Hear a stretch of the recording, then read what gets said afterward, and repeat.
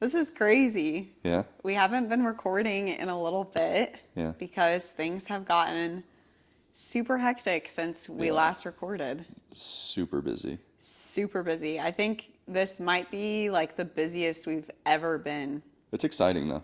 It is really exciting. In fact, there's a lot of cool things going on, obviously with the move coming up. Mm-hmm. Like we're moving to Colorado. Yeah, we're moving to Colorado. Which you've announced on TikTok before, but we live in Florida and now we're making like a huge move to Colorado, which is awesome, which is where you're from, right? So that's like a love-hate because it's like you love going new places. Yeah, I love like warm weather a lot, and I love like a new adventure. So I feel like that's something that you and I have always really like bonded over is like our love for travel, our love for adventure. So fun fact, when I met Taylor, I'd been to 0 countries. Yeah. Right? Outside of the United States. Now I've been to 20. So if that doesn't tell you that this girl loves to travel, I don't know what will. I do love traveling. You've been to like, what, 28 countries? Yeah, I've traveled a lot. Yeah, I've traveled a lot. It's been like a huge, I feel like, blessing from God that I've been able to travel, which we'll get into that in a different episode. But it's been super busy. I feel like we recorded like kind of 3 back-to-back, going over like our relationship story and kind of why we're even doing the podcast in the first place, like the point of the podcast. And it's just hectic. Like I did not realize like selling a house, moving, just all the little details. It's always the little things that you can't predict, right? It's like the paperwork of selling a house or the inspections or the showings. Like when you go to show a house and you have to like be out and have it clean for random people to come walk around your house. Right. It's pretty weird. Yeah, and we just bought this house like a year ago. So it was something like the move itself was really not like unexpected, which is something I feel like we'll probably talk about more in like a future podcast. Is just like the move to Colorado kind of falling into like our stories and things like that. But I was thinking about it today, like what's been interesting about this season that we've been in is I've been telling a lot of people like, oh, I feel like we're in such a season of blessing. Like things have been going like too good. You know, like things have been going really well, but I feel like 95% of life is like an uphill battle, but then you have to cherish those little like sweet spots that you get. Yeah. And I feel like for the past several months, we've been in a sweet spot. And then we decided to do like a 40-day prayer challenge. Yeah. Which is a book called Draw the Circle by Mark Batterson. I've gone through it several times, but we never have gone through it together. Yeah. It's like as soon as we started engaging in like really intentional prayer, I feel like things started to get crazy and get difficult again. Yeah, a lot of the like move, because we've been living in Florida for 6 years. Obviously, you guys heard we met in college, stayed here. So we've been here for a while, and I love 6 Florida. or 7 years. Yeah, Jacob has a great job here. So we bought a house a year ago, like thinking, I don't know, at least for, I don't know, the next 5-ish years, maybe we'd stay here. And then kind of out of nowhere, we just got, the Lord directed us to Colorado. And it's funny how God works. And then we started the prayer book, which has been really good because we've been wanting to be more intentional about prayer, which if you've been seeing us on TikTok and Instagram, we've been kind of keeping you guys up to date with that. But yeah, it's just funny. Like, it's funny how chaotic things have been since we started praying, but it's good. Yeah, it's like a good chaos. It's like I think chaos is really hard when you don't have purpose. Like if you are not on the offense, it's really hard to deal with chaos. Right. But I feel like when you're the one on the offensive and then chaos comes, it's almost like, all right, like here we go. Like we're in a battle. Out. Like let's fight, you know? Right. And you get to persevere in prayer. You get to lock arms with people. Like you get to like keep like, you know, nose to the grindstone kind of thing, like spiritually. Yeah. And it's almost like if you're a competitive person like we are, we're kind of like, all right, like let's go. Get some, devil. Like, let's go. Yeah. Stomp you out.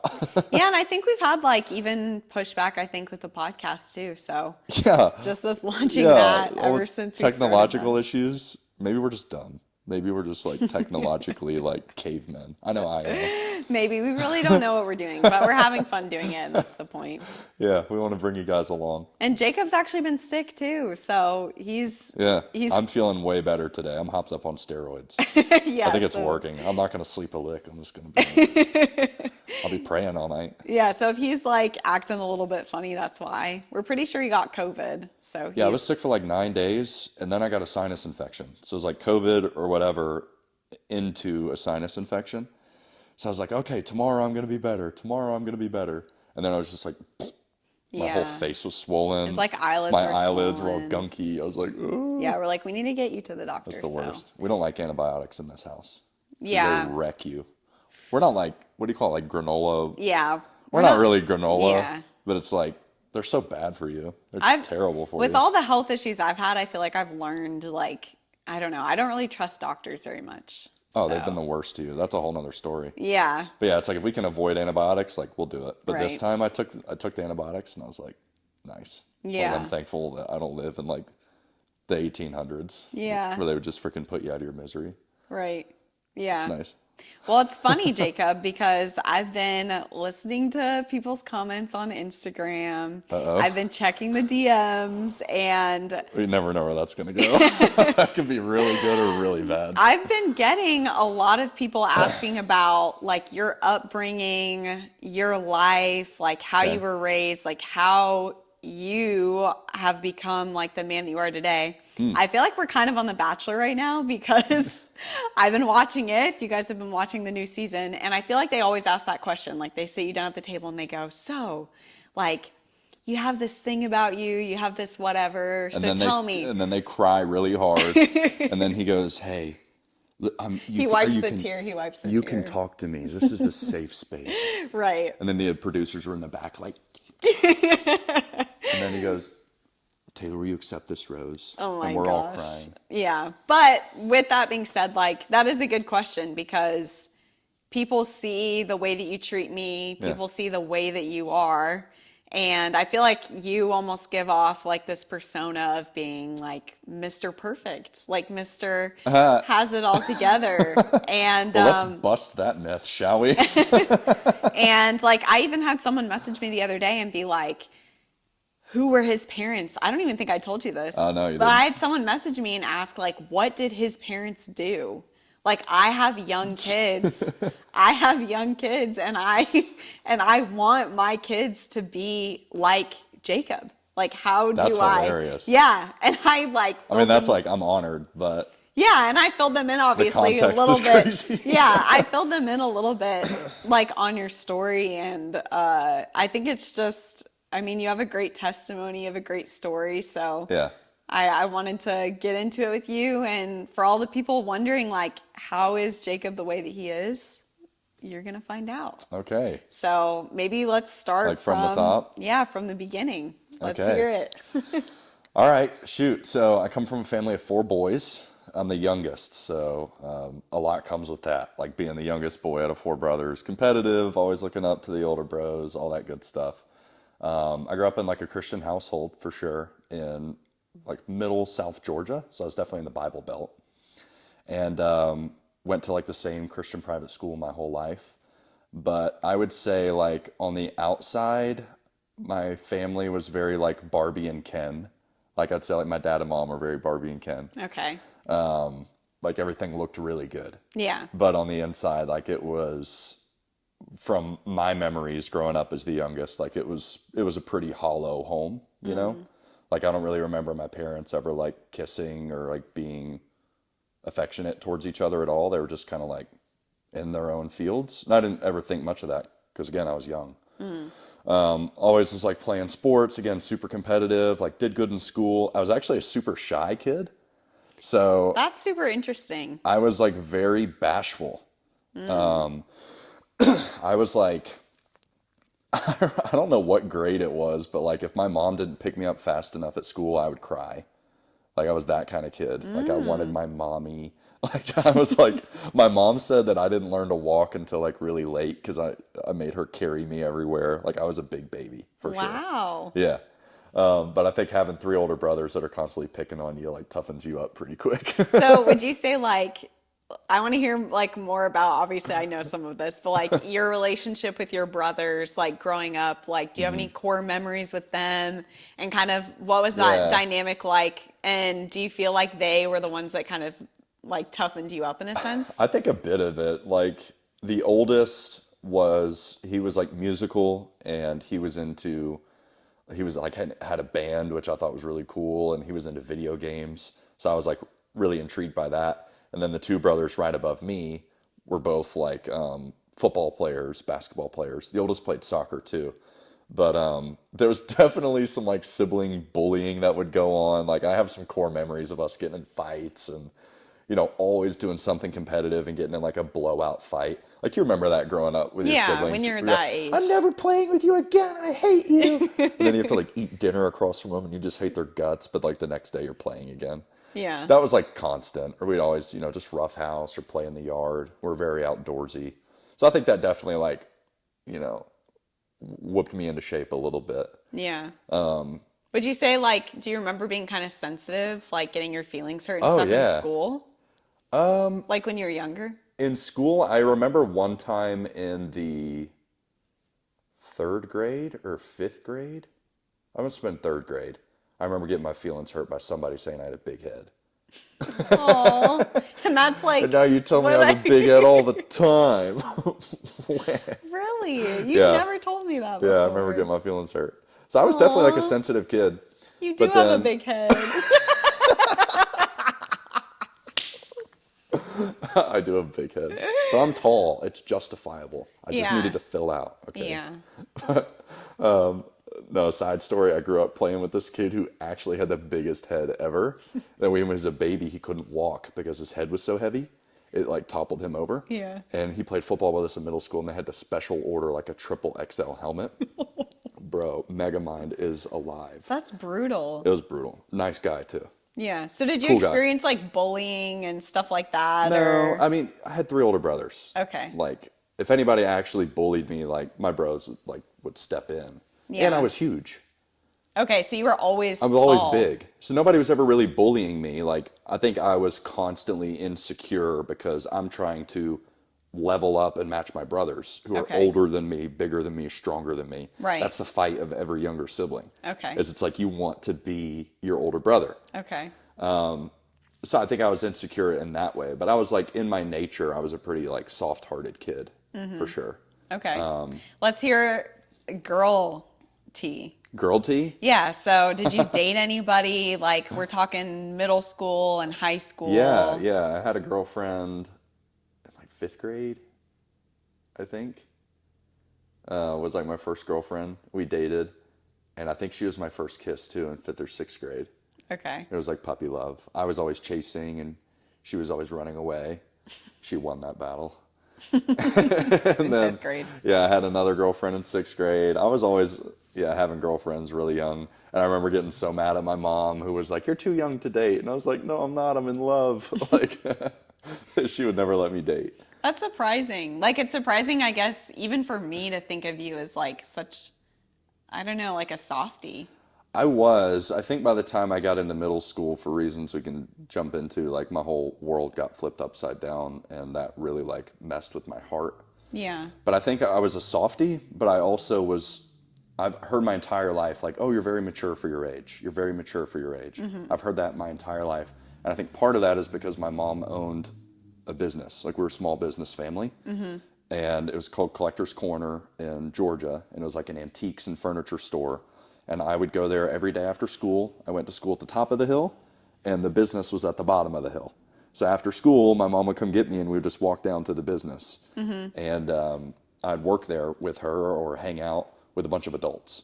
Okay. And so a ton of my time was spent with people in like their 40s, 50s, 60s, and 70s.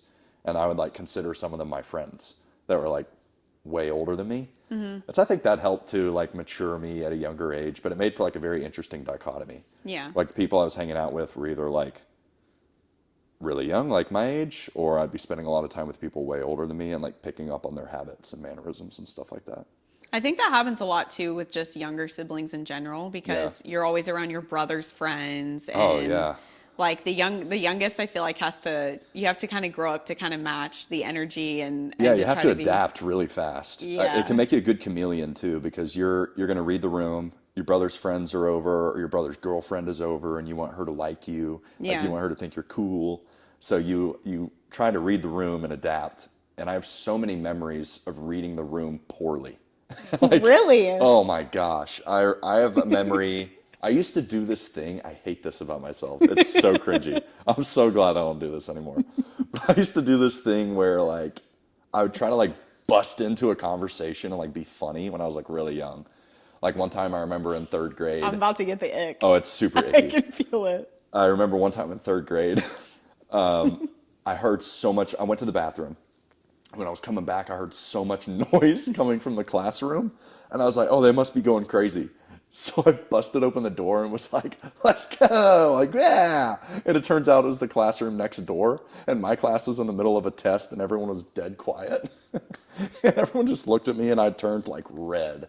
Because I was like trying to, I don't know, attention seeking behavior, trying to fit in, trying to be cool. When was that? Like middle school? Like third grade, fourth grade. Oh, okay. But then like So you into kind of broke- middle school, when my older brothers were hanging out with their friends, if I like overheard something, I'd try to jump in and like crack a joke or just jump in. And I remember being like off color so many times, like not landing with what they were talking about. And everyone just looking at me like, ew, like, what are you doing here? Yeah. And I'd be like, dang it. Like, that's like so frustrating.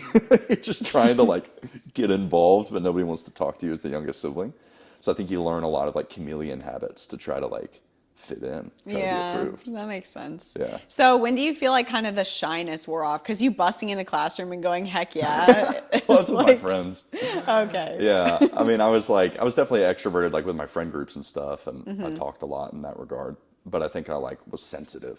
Maybe not like shy, like I wouldn't talk all the time, but I was very sensitive. Okay, so you're a little bit of a softie. I was as a a softie, kid. yeah, Okay. for sure. And then, so in middle school and high school, you went to the same school. Yep. And then before that, where did you go? Same school. Oh, the same school all Yeah, the way through. they had a pre-K through 12. Okay, so you, Yeah. wow, that's crazy. So Yeah. you went to the same Christian high school, like all the way through. Yeah. What was your experience like there? I think it was actually pretty good. It was kind of smaller, wasn't it? Yeah, like my graduating class had 72 people, but like my oldest brother, he was a part of the first ninth grade class that had like 7 people. Oh, wow. So as we all progressed, and we would all have the same teachers. Okay. So that was funny because they got to see us all be different. And by the time it got to me, I was like almost asking teachers what my brothers were like so that I could be better than them. That's Like funny. very competitive. Yeah. But yeah, it was, I enjoyed it. I mean, I learned a lot. Like if it weren't for that school, like instilling at least some basics in faith in my life, like who knows where I would be genuinely. Yeah. Because I do have like core memories of teachers and people who poured into my life in really difficult times that like I needed those people. Yeah. And they only played like a small part, but it was very healing for me. Yeah. So I think it was great. I mean, I wouldn't say I really have a ton of like lifelong friendships from there because I've changed and developed a lot since I've left, as we'll get into. Yeah. But I have good memories looking back. Like it was small enough to where you could like get away with some stuff and have some fun, but still like, learn a good bit. Yeah. It was good experience. Okay, so we know obviously you're the brotherly dynamic. You're getting picked on obviously up until a certain point. Until I got bigger. Yeah. So the funny thing about Jacob's family is since he's the youngest, but in height he's the tallest. Yeah. And it kind of goes back from there. So Yeah. it's like he's the tallest, then the brother closest to him is the second tallest, and so on and so forth, and the first is the shortest. Yeah, and he's that's still kind like of 6 interesting. foot. Yeah, But he's we just 6 kind of like foot. go up. Yeah, Jacob's 6'5".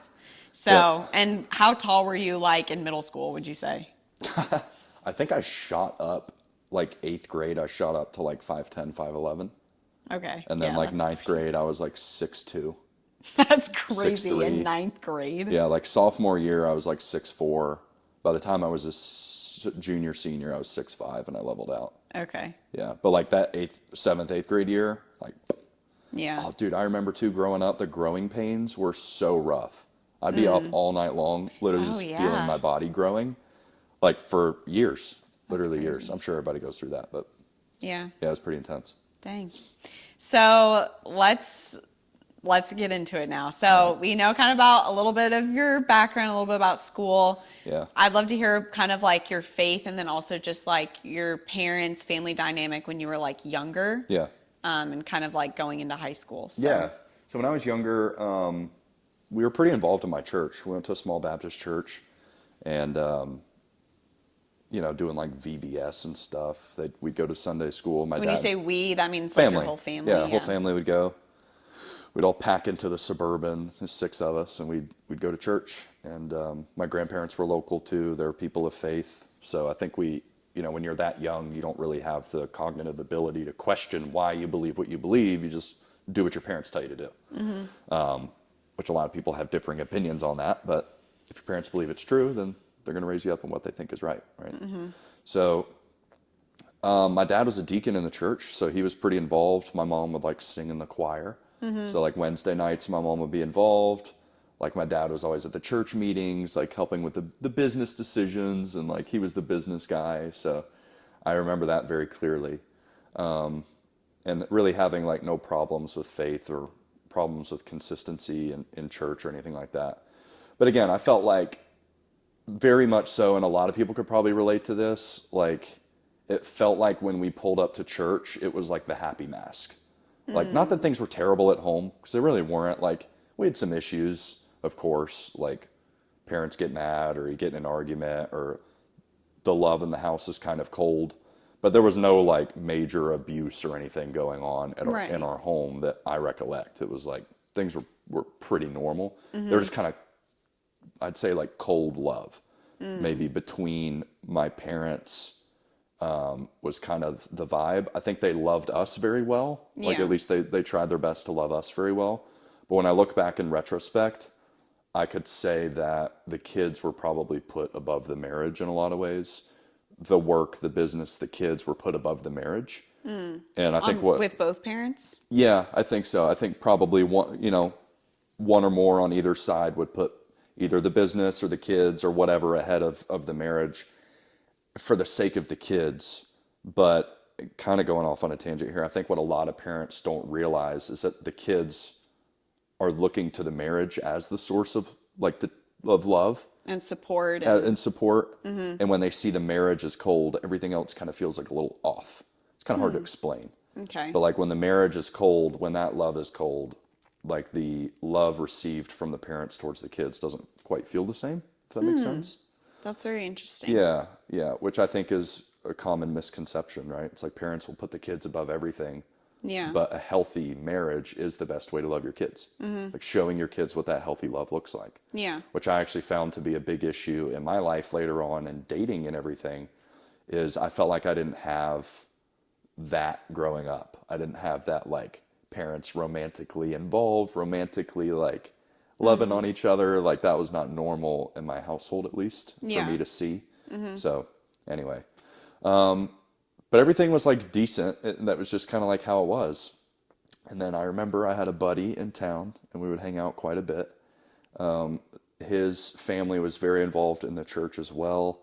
And they were also very involved in like the community. Like they had auto body shop and hardware store. Like I grew up in a very small town of like 5,000 people or whatever. So it was like only so many families there.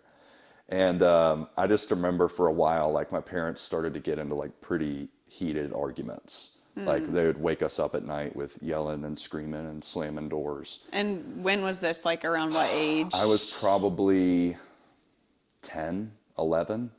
Okay. When things started to go south.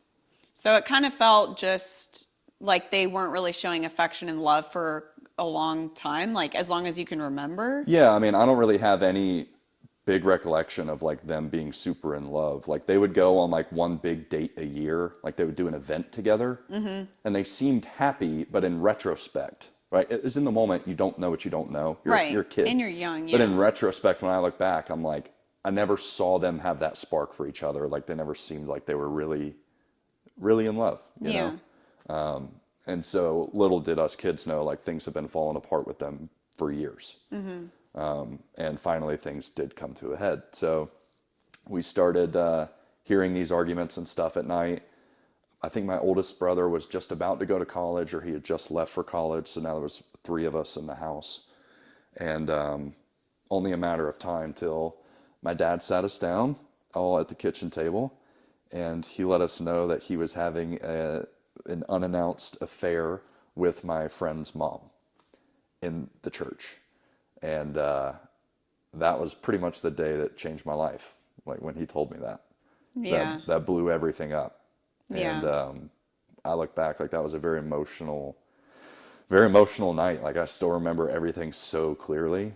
And it's funny because I feel like I blocked out a lot of my memories from that time, which is actually like a trauma reaction. But I've been healed by the grace of God, so it's okay.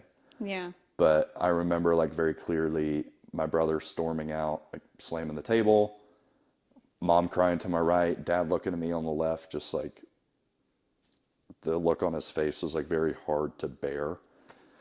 And I just went upstairs with my mom and we cried together because I could understand what that meant at the time, but just barely.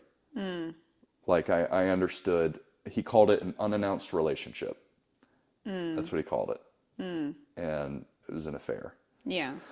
And it was a really hard thing to hear because I knew what that meant was coming. You know, all the arguments, everything just kind of clicked. Like, oh, like my parents are probably going to get divorced. Like I never thought that I would be like the divorce family. Like that's weird. You know? And when you're at such a young age, it's like it really messes with your head because you're trying to comprehend what that means, but you just can't quite get there.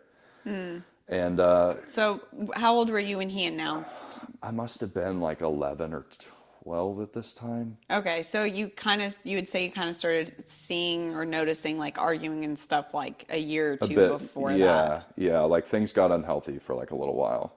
Okay. And then it finally came out what was happening, and then they tried to make it work.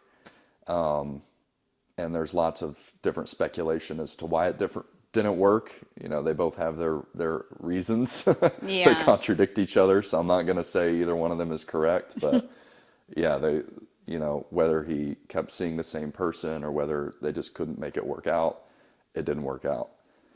And that started the beginning of like a really long, messy divorce process for my parents. And I think it took like 2.5, 3 years for them to finalize everything. I just remember being in 8th grade when everything finally like was done and the divorce was final. So I was 13. Okay. I was always young for my age. So I graduated at 17. So I was 13 years old when the divorce finally became final. Needless to say, I lost my friendship with that guy that I was friends with. Yeah, what was that like? Did you ever look back and was like, I think we were young enough. Things? Yeah, I mean, we were. Okay, yeah, I'll answer your question. Did I notice things? Yeah, I did. I remember, like, if I wanted to go to that friend's house, I do remember my dad, like, volunteering to take me. Yeah. A little more than he would volunteer to do other things. Yeah. Wasn't weird at the time. Did you notice him, like, talking to her and things? And did you ever think, like, oh, that's kind of weird? No. Like, they're talking a lot. No. Nothing like that? No, I never caught on to that. Okay. Maybe if I was older, but no, I never caught on to that. Yeah. But living in a small town, it was only a matter of time before people started seeing them together and word got back to my mom. And man, women's intuition, fellas, if you're ever thinking about doing something stupid, It's true. a woman's going to know. Like my mom knew well before anyone told her. Yeah. She knew. Yeah. And like you talk to her today and you're like, how did you know that? She's like, just a woman's intuition. It's real. Yeah. Like, y'all have a gut feeling about things that are accurate. Well, and this is kind of like a sidetrack too, but I think, you know, the Bible talks so much about that, like a good tree doesn't bear bad fruit. Yeah.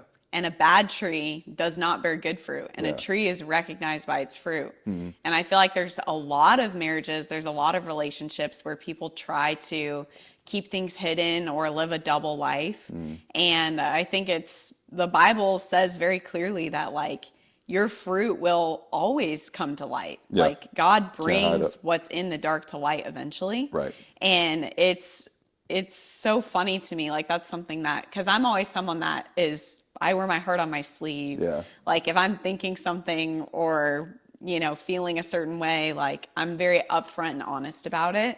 And it's always like, it's hard for me to even wrap my mind around, you know, someone who could be so secretive about a double life. Cause to me, I'm just like, oh, of course, like it's going to come out. You can't be talking to another woman or with someone else and treat your wife the same. Right. You know, like there's going to be differences in the way you guys interact, especially if you start developing feelings for someone else. Right. So, but I feel like that's a good side note and like a good thing to like be reminded of. Yeah. You can't hide from your own fruit. Yeah. Especially with someone that you're living with, that you're married to, like you can maybe for a while, and the enemy will always try to get you to think oh, I can get away with it. Yeah.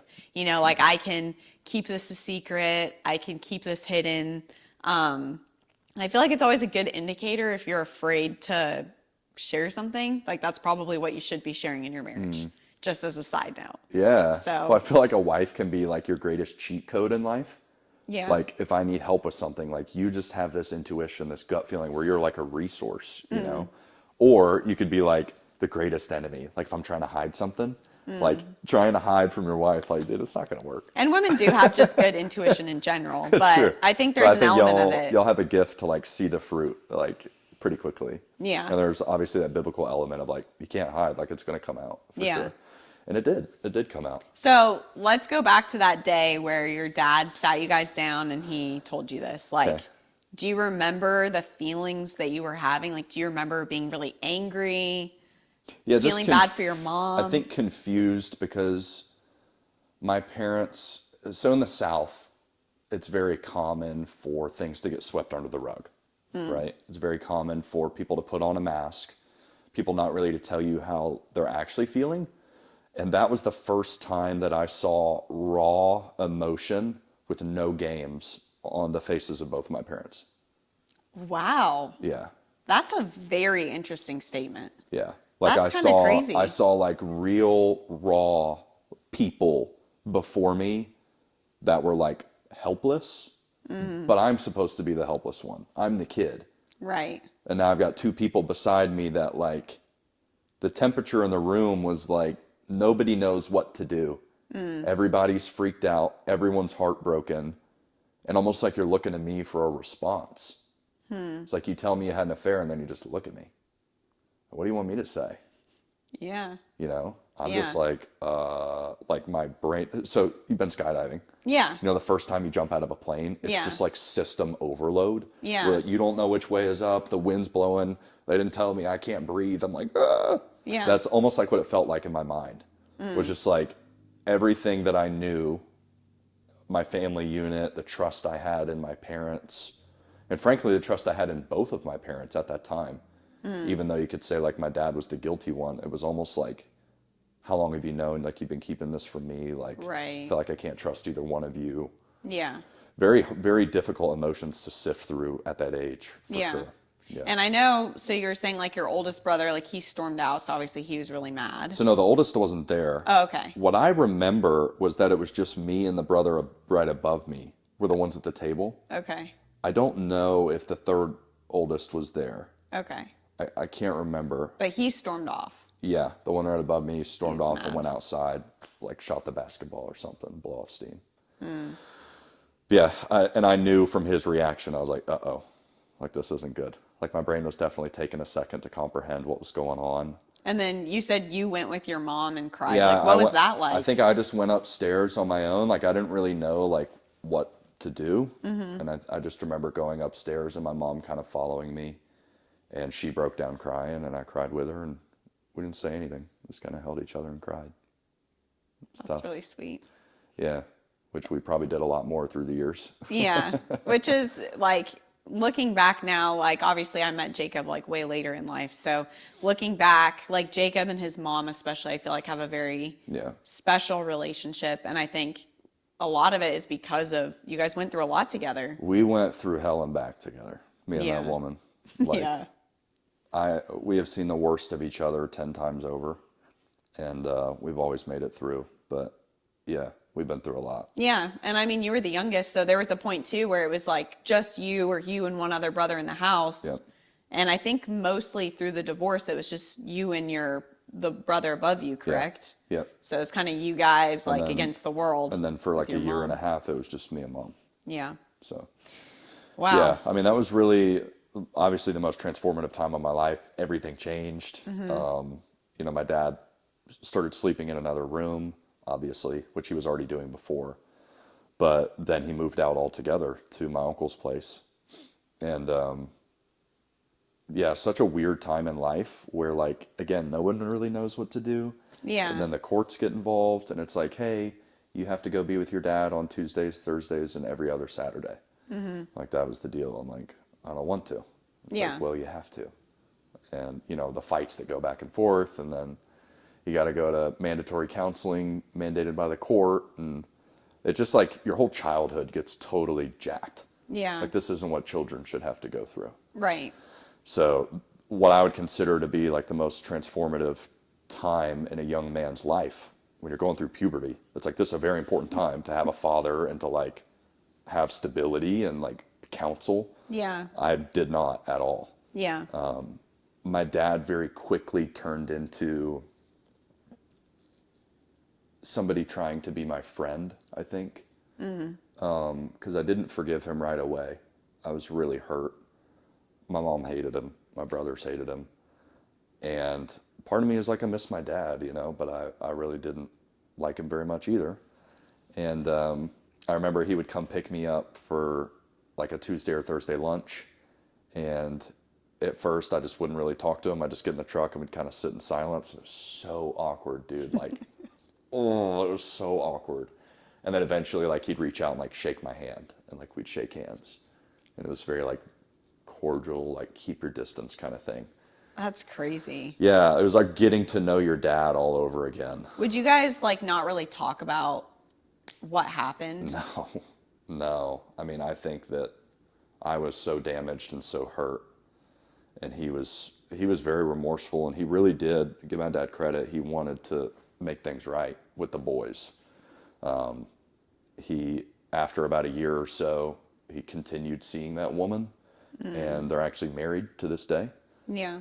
And I mean, to kind of skip ahead, like me and my dad's relationship has been redeemed, and like he's repented and come to Christ, which is awesome. And I'll kind of dive into the details of that. But like we have a great relationship today, which I'm really thankful for. But the repair process was like super difficult. And I remember being 14 and something in my heart just like really wanted to forgive him because I saw the fruit of unforgiveness all around me. And at a very young age, like I just, you could say like got the ick from bitterness. Like from a very young age when people, which actually makes sense to a lot of things that actually is making a lot of sense. That's crazy. Yeah. Counselor Taylor over here. But like to this day, whenever somebody around me is really bitter, I get repulsed. And I remember at a young age, like everyone around me being really bitter and just like so caught up in unforgiveness. And just something inside me was like, this isn't right. Like this is doing more damage to us than if we just forgave him and let it go. Yeah. Like we're the ones that are being hurt by this unforgiveness. Right. We're the ones that are sitting here miserable, you know, like sitting on tax all day for what? Like it doesn't make sense. And so I don't remember the conversation I had with my dad where I forgave him, but I know I did. I know I did forgive him. And I was the first sibling to kind of try to redevelop and have a relationship with him. And he took to it. I mean, my dad was, you know, he tried to be present as much as he could and take me out to do stuff and kind of repair that relationship. But it was not well received by my family that I had forgiven him. And I remember getting into fights with my mom over forgiving him. And I just remember asking her a question one time in front of my grandparents because I think she was getting on me about Tim. And it was a very weird thing for like a 14-year-old to say at this time. But I was just like, so what are you telling me? I'm too young to understand forgiveness? And she had no idea what to say. And I was like, I've chosen to forgive him. And if you're telling me I can't do that, then you need to explain to me why I'm not allowed to forgive.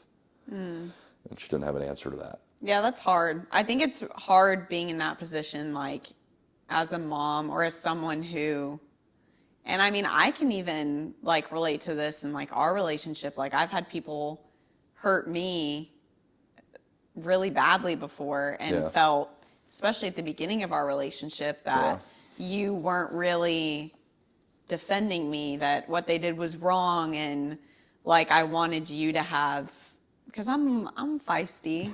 Like I want, like I'm ride or die, you know, like for my friends, for my family, like if someone comes at me, like, or my siblings, like I'm coming at you full force. Yeah. And maybe that's partially also because I'm the oldest sibling. So I have a bit of like, I want to protect, like I want to, and I'm just a spitfire. Like I'm not afraid of a little confrontation. So, but I think there were times even then where Like that's really hard to be so, like, I remember when you first told me like what happened with your parents, and like I was like low key even kind of pissed at Tim. Like Yeah, I'm like, you wanted to pick sides. yeah, like Yeah. I was like, your poor mother, you Yeah. know, like I felt defensive over Right. her. And like if you met Jacob's mom, she is just, She's so docile. she's a ray of Yeah, sunshine. she's Like very like walking on clouds, so sweet. she's like a Disney So princess. yeah, it's and man, that dichotomy that you're explaining was such a hard thing to navigate Yeah. because on one end, you know, I almost became like my mom's support system, Yeah. as you know, we kind of all did, but like the brothers, I mean. But I spent so many nights with her where she was up crying and she was just talking to me about all the things that she was going through. And I'm trying to counsel her through it when I am also going through this same heartbreak, just from a different angle. And so I think that me and my mom developed this really close, like, emotionally intimate relationship where she was very real with me. And not that she was less of a mother figure, but like all the walls were finally down, Yeah. which in some way was good. Kind of from that sweeping things under the rug mentality. But like there were years where it was like she would feel betrayed if I were to go spend time with my dad and have a good time. You know, she'd feel that betrayal. Yeah. Which is understandable. Right. And I think Understandable yet unfair to the Right. children. Yeah, But yeah, it's yeah. like, you can't blame anyone. right. You know, it's like, It's just messy. hard. It's messy. Exactly. There's no right answer there. It's just like pain. There's so much pain. Yeah. So you're, and when you forgave your dad, like, you know that you told him that? Like, there was a point in time where you said, Yeah, there like, was a hey, point Dad, in time. I forgive you. Yeah, and like I remember when I was like 15 or 16, texting him happy birthday and like sending him a really nice note. And I was like, hey, like I fully forgive you. And like I think I even told him like, hey, you're one of my best friends, and like I appreciate your presence in my life. And I think that's what my dad really became, was a friend. He was a great friend, and I could talk to him about anything. He would never judge me for anything, but he wasn't as much like a father figure in a lot of ways. Of course he was in a lot of aspects. Yeah. But I think that probably the damage that had happened, he was trying everything he could to get back on track. Yeah. And if you're trying to repair a relationship with your son, it's not like you can really give him a whooping and tell him everything he's doing wrong. Because then Right. he's just not even, he's not going to want to spend any time with you. Yeah. You know, so I think that for him created a very hard dynamic. Well, and But- you mentioned something really interesting, because I'm sure we'll get into kind of your fall from grace as far as faith and Yeah. things like that because of... It's kind of cool staying on this part of the story for a while. Yeah, because, well, I mean, for me, like, I think it's interesting to know, you know, because there's, obviously I know the story, but there's a lot of, you know, details. There's infinite detail. We Yeah. could sit here all day. Yeah, of things that happen. And, you know, I think it's a very complicated divorce. Like, it wasn't Yeah, it's hard to navigate. clean cut. It was a lot of, I mean, back and forth drama. But you said something really interesting to me. We were talking about the divorce like a while ago, and I just started asking you like a lot of questions. And like, obviously growing up, like, you had faith, you had morals, you had all these things. And like, there were certain things that you did after that I know that, like, specifically your mom, like, was not okay with, like partying and stuff like that. And I was like asking you, like, why didn't your mom just, like, you know, like, stop you from going or have conversations with you? And you said, I don't know if you'll even be able to remember what you said, but you said something really interesting just about how kind of both parents lost that, like, authoritative role in your life. Yeah, yeah. And that'll come to life, I think, a little later when I kind of explain how I went off the rails. But I think to touch on it, me and my brother joke around all the time and just say, like, we raised ourselves. The brother right above me. Yeah. Like, we were raised in the school of hard knocks, like, just trial and error.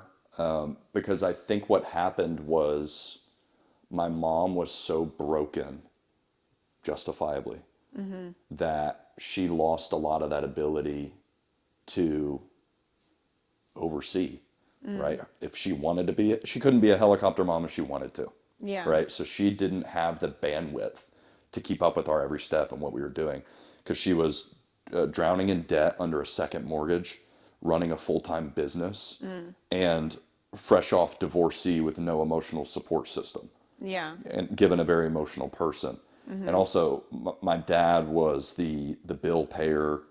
He did all the logistics. And then in a divorce, this happens all the time. All those logistical responsibilities get severed and slammed on the mother, and she has no idea what to do.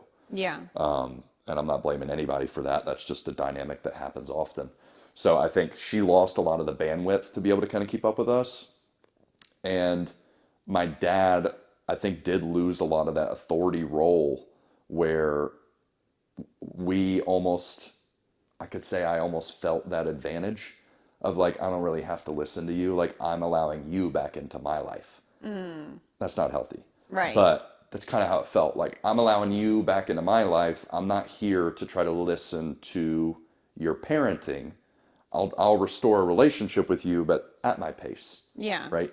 Well, and I'm sure there's a little bit of like a loss of respect that you have as a Yeah. kid where you're kind of like, you just made the biggest mistake of your life. Yeah. So like, you don't have anything Right. good to offer. But I think very much so too. Like, my dad was the rule maker in the house, and when he spoke, you listened to him. If he got the belt out, you ran. Like, you know, You like, got whoopings? we got whoopings. Yeah, controlled whoopings. I mean, my mom used a spoon. My dad used the belt or his hand. We got whoopings. You got spankings. But we didn't get like black eyes or anything. We just got good old fashioned country spankings. Yeah. But I think that when that's gone, that presence from the house is gone. And this is why fathers in the household are so important. You come home from school, nobody's going to stop me from playing video games for 3 hours. Like, I can eat junk food. Like, I don't have to do my homework. You know, like small stuff in the beginning. To where like, oh, that authority is no longer here. It's almost like, we can kind of do what we want. Like, Yeah. you know?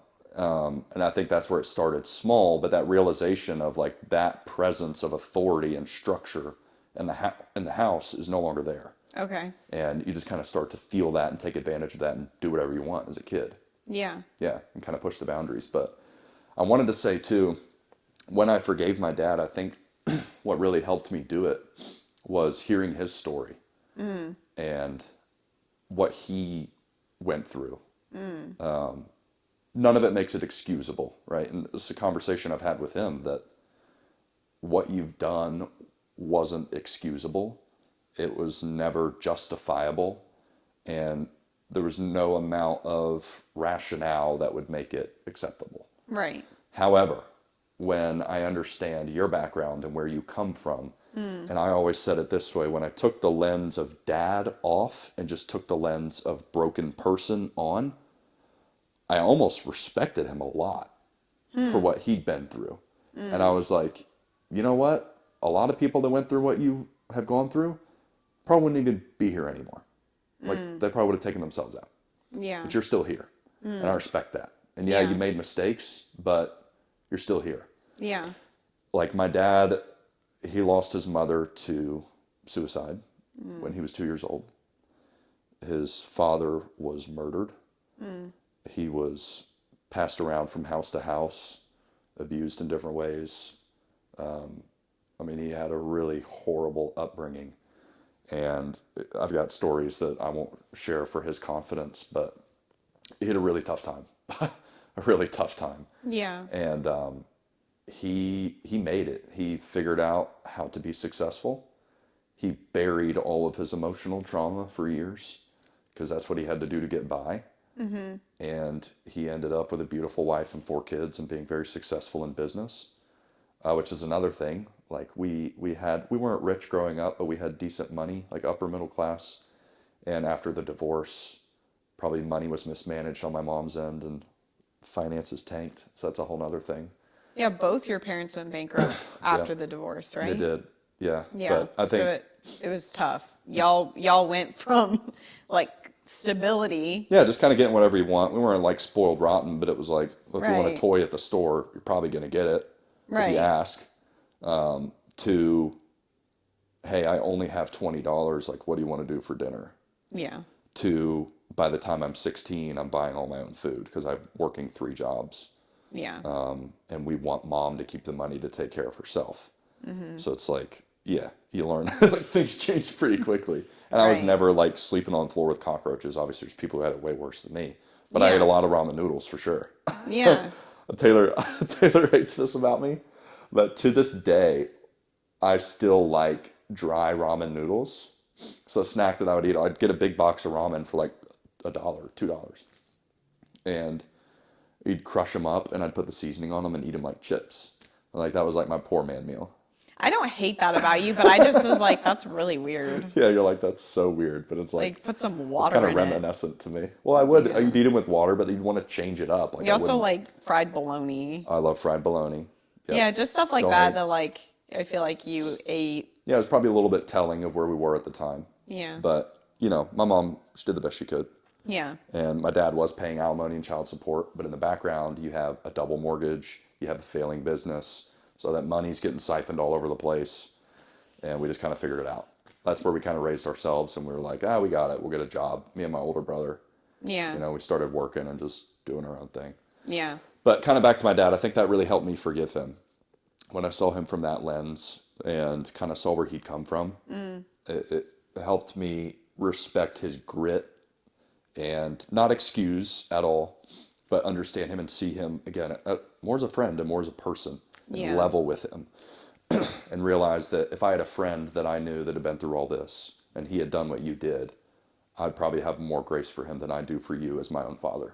Yeah. And that did help me forgive him. Well, that's the interesting thing I think especially about counseling and me studying counseling and all of that, or I think just as you get older,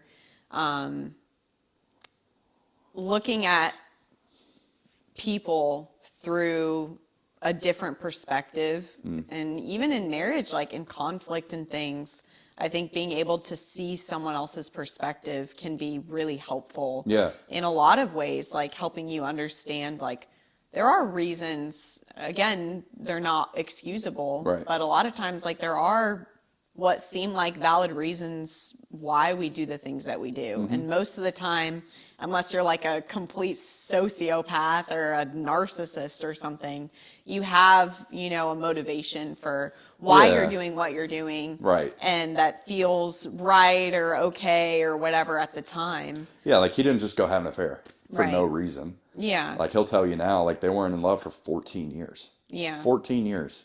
Yeah. Raising the kids and he cracked. Yeah.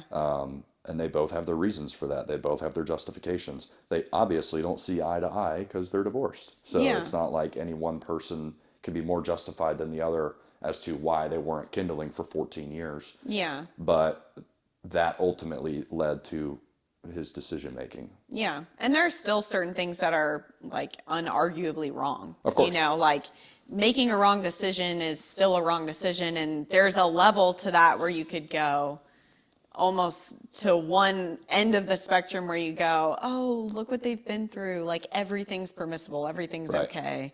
To the other perspective where it's like you messed up and there's no grace, there's no forgiveness. So I think it's interesting that you were able to see that at such a young age. And I mean, forgiveness is something that I don't feel like is talked about nearly enough, like in the church, in just Christianity and life in general. Like it really isn't talked about enough. And a lot of people, like including me, like it's easy to harbor unforgiveness and not realize it.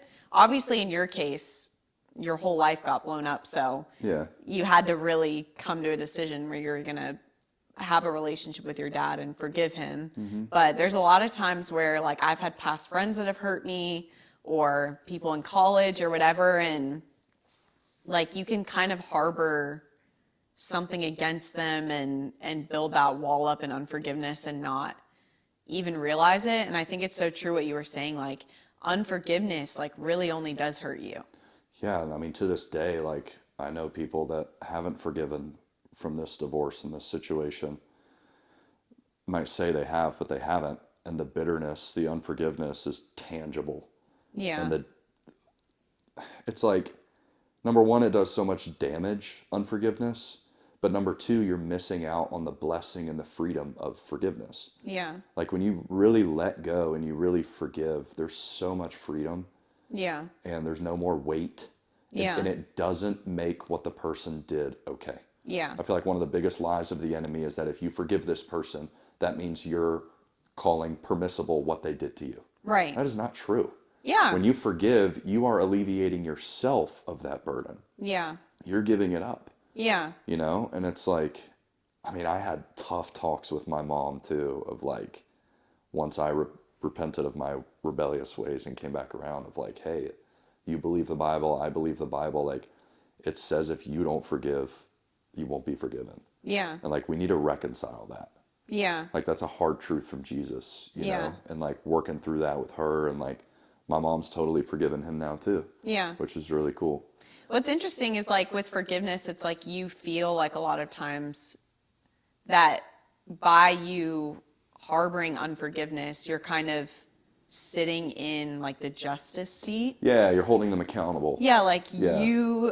I feel like kind of what's wrong with it when I really think about it is it's like if we believe as Christians that God is the ultimate judge, like he's the one who, you know, determines right from wrong, that holds people accountable for their actions. Harboring unforgiveness is almost like you taking the place of God in your own heart and in your own mind and saying like, I will not let this go. Like I am going to be the one to hold this person accountable, to make them, you know, pay for their wrongdoings, even though you can't necessarily do that, again, because we're not God, but it's like that there's something inside of you that wants to, be the one to hold them accountable, like as the judge for their actions. And like when you forgive, what you were saying, like it's not saying what you did is okay or what you did was right. And it's not even like in your case, it's cool that you were able to rebuild a relationship with your dad. Yeah. But for some people, like if you've been in an abusive relationship or there's a lot of times where you should stay very, very far away from that person. Yeah. Or never see that person again. For sure. Or get a restraining order against that person. Like it is not giving someone permission back into your life. It's not saying that what they did was okay. It's not saying I'm not hurt from it.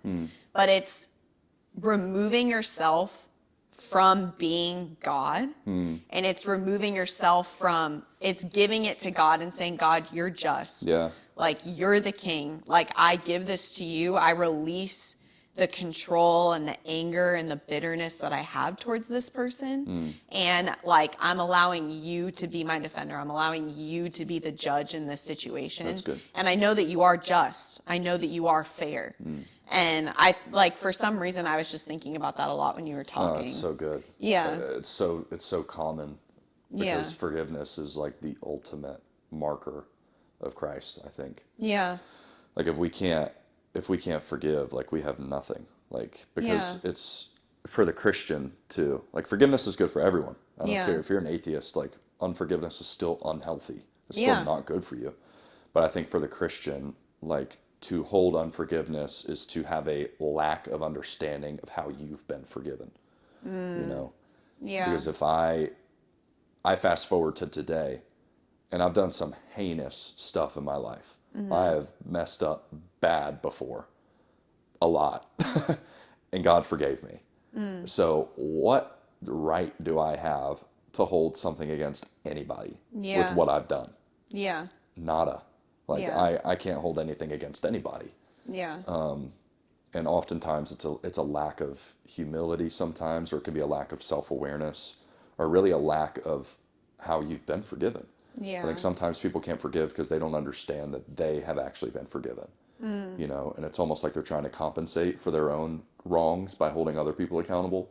Yeah. But if you understand that your slate is clean by the blood of Christ, it can really help you get humble and forgive other people too. Yeah. And forgiveness, it's very like counterintuitive.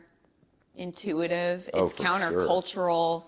It's, and I mean, we even were taught, like, I've been thinking a lot about this even with like Taylor Swift. But it's like, you know, I love my girl T Swift, but I've had some times, like I think recently, just reflecting on like, she really can't let some things go, you know? That girl's got and bitterness. it's like, yeah, and it's like, I don't know, at a certain point, like you're kind of just like, okay, like let's move on. Let's move on. Yeah, and it's like you can just let that one thing just eat you away and eat you away and eat you away. Most people will.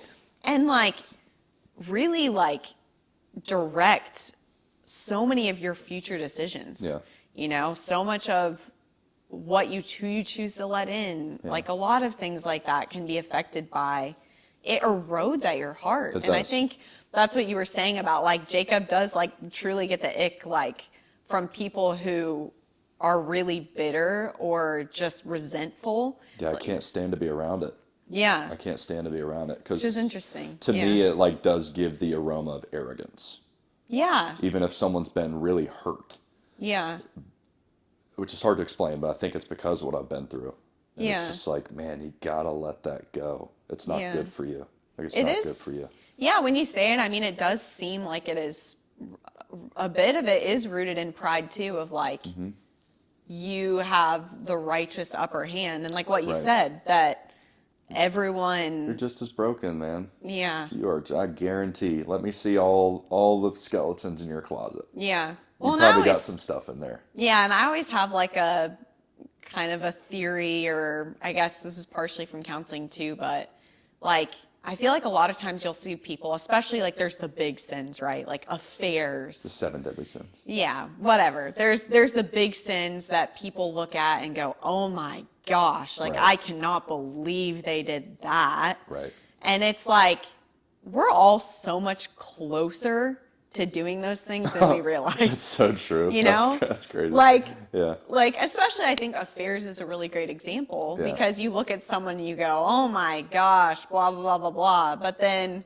like, you know, put me in that position of having a bad relationship, growing up the way they did, the way your dad did, with no examples and no way, like, not knowing how to repair the relationship. And then, like, even just going about your day to day, like, put someone really attractive in your workplace. Right. See how you handle it. See how you do. You know? Right. It's like. Well, see how your heart does. Yeah. I think Jesus brought the house down when he was like, well, you've heard it said, don't commit adultery.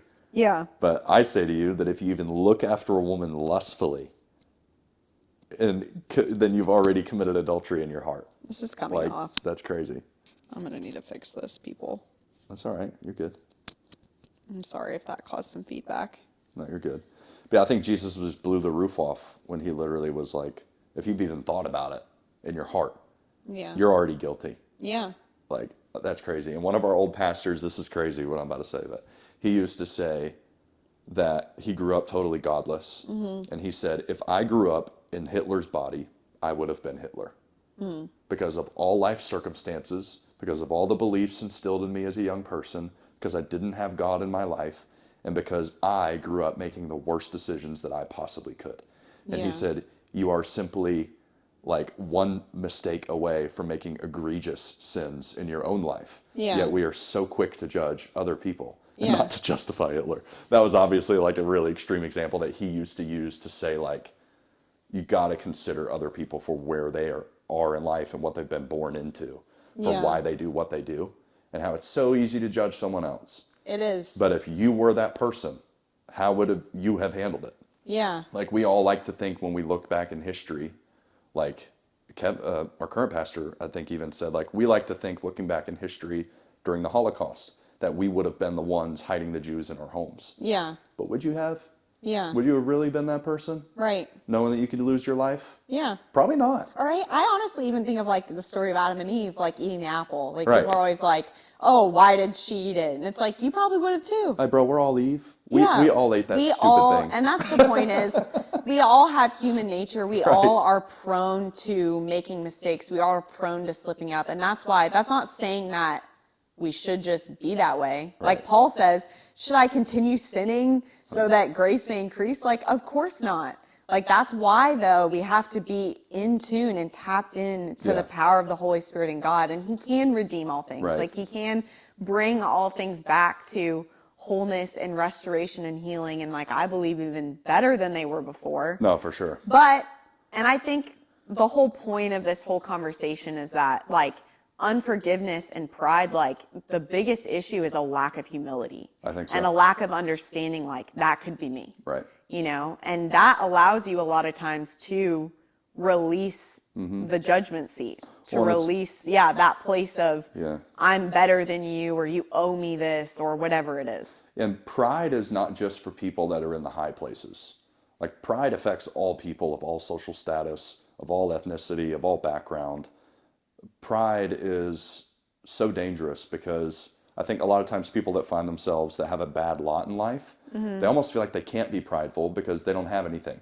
Yeah. I'm the victim. I'm the one that's been hurt. How could I possibly have pride? You think of pride as like the rich guy walking around spitting on all the poor people. That's not pride. Right. Well, it is, but pride doesn't care about what your situation is. Pride can take root anywhere, anytime. It doesn't matter if you're the victim.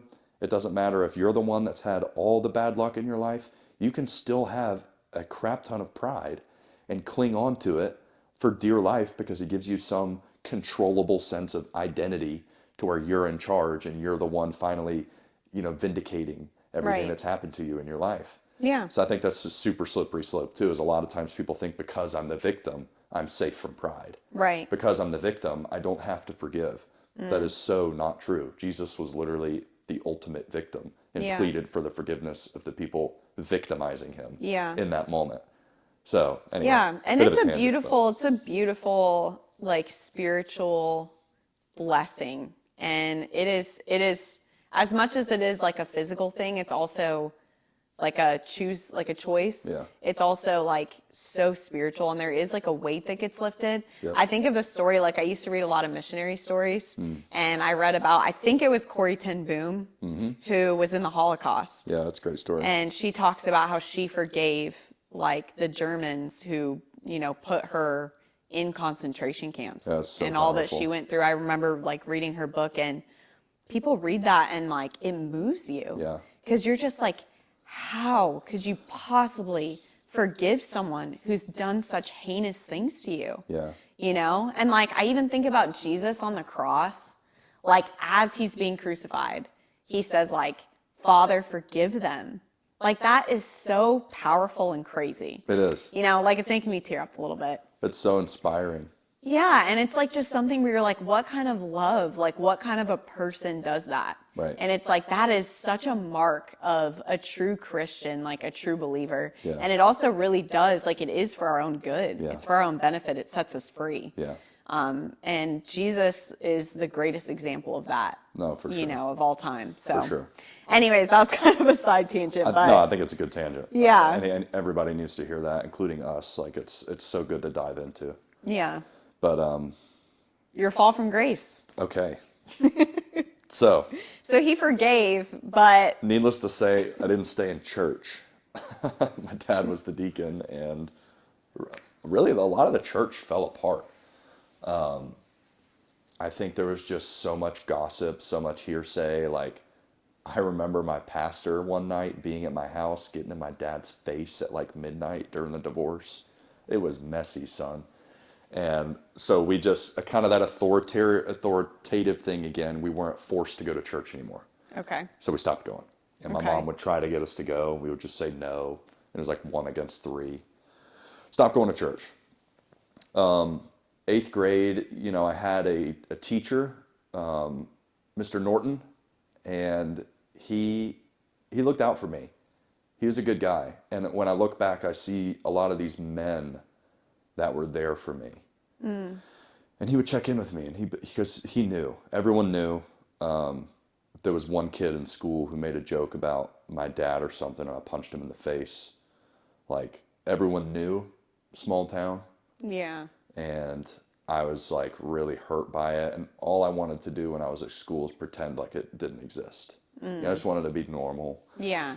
And I remember Mr. Norton, he'd check in on me, and he would talk to me after class, and just a voice that I knew was like in my corner. It was really cool. Yeah.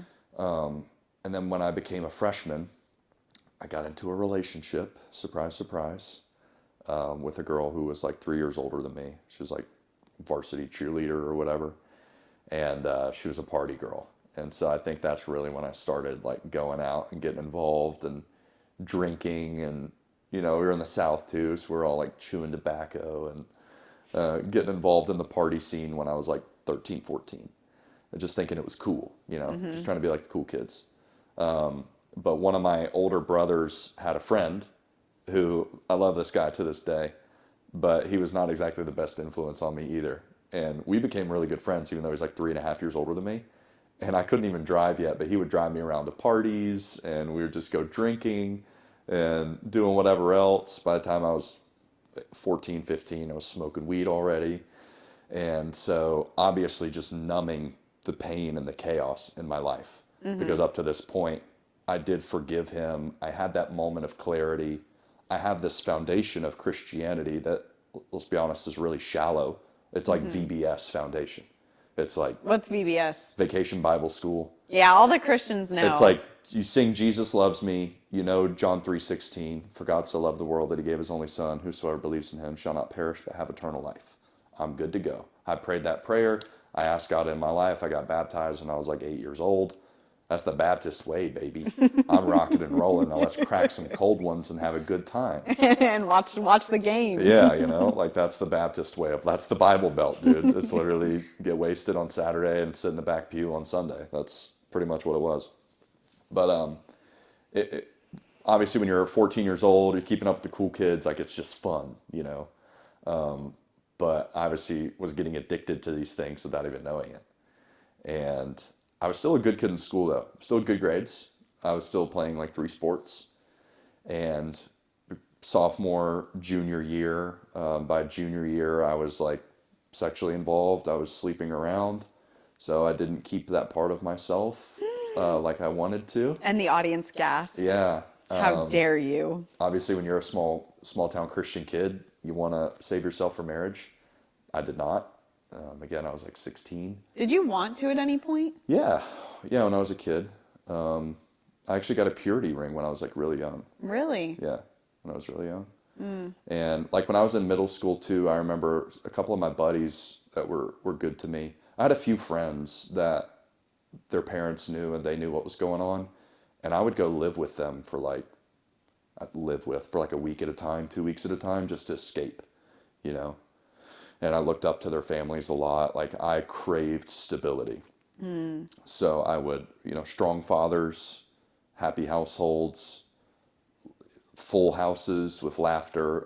I really wanted that. Because by the time I got home, it was like, maybe mom's been drinking, she's upset, it's silent, it's depressing. I don't want to be there. Yeah. Or a fight's going to break out and we're going to argue about something. So yeah, really crave that stability. But I think from the perspective of Fall of Grace, I was living this double life like pretty intensely from freshman and sophomore year, like hiding it all from my mom.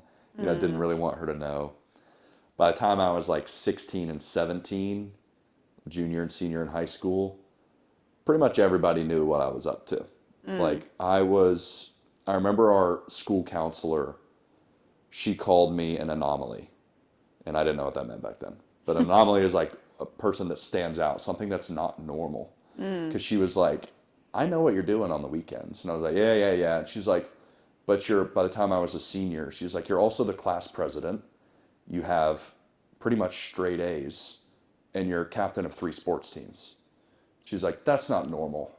Yeah, that's not normal. It wasn't normal.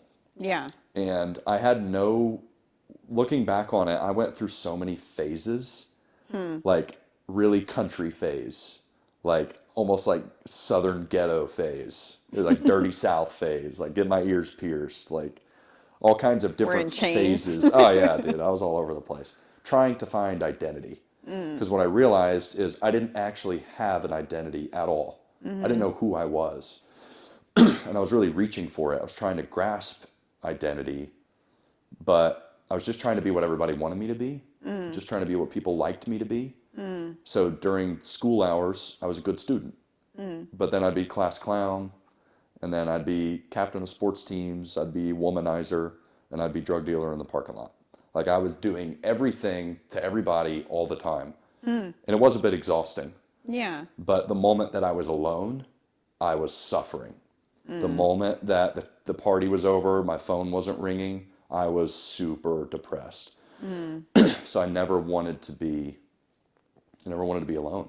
Yeah. I wanted to be involved with people. I wanted to be doing something because it allowed me the opportunity to be numb, to engage in something, to put on a face and not have to deal with all the stuff that was going on at home and all the unresolved issues in my heart. And just because, I'd forgiven my dad, like I hadn't actually sought God at all from that point. At this point, I'd all but walked away from God. I went to a Christian school, so I had no problem being around it. Like I would, you'd pray in class or pray before sports games or whatever. I had the general belief that God was real. But as far as a personal relationship with him, I didn't pray on my own for years. I never read my Bible. Like that was all superficial. It was completely superficial. Yeah. So going from like the sensitive kid that you were to, I mean, even the person that I feel like I met when you first came to SEU, like I feel like a lot of people would have described you in that time as like pretty cutthroat, like pretty hard-hearted, pretty cold, closed off. You reap what you sow, right? I sowed seeds of destruction like that for a long time. Yeah. I sowed seeds of selfishness, of pride. When you're constantly filling yourself with substances and you're partying like an animal, your heart is not going to be in a good place.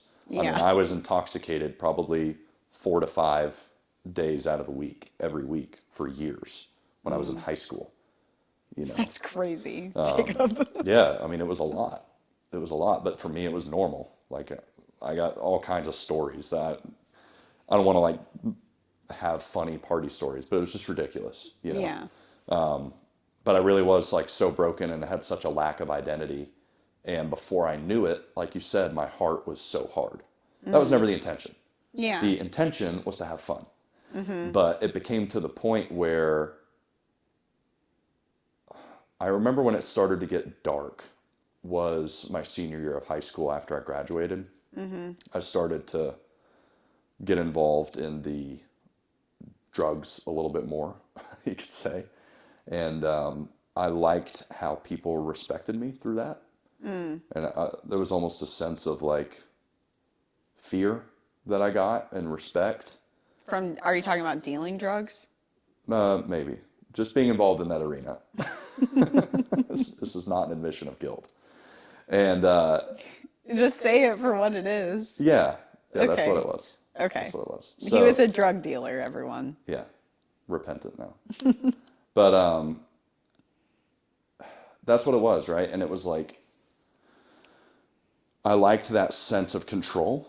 I liked that sense of being able to have people respond to me in that way. And that almost felt like it was an identity.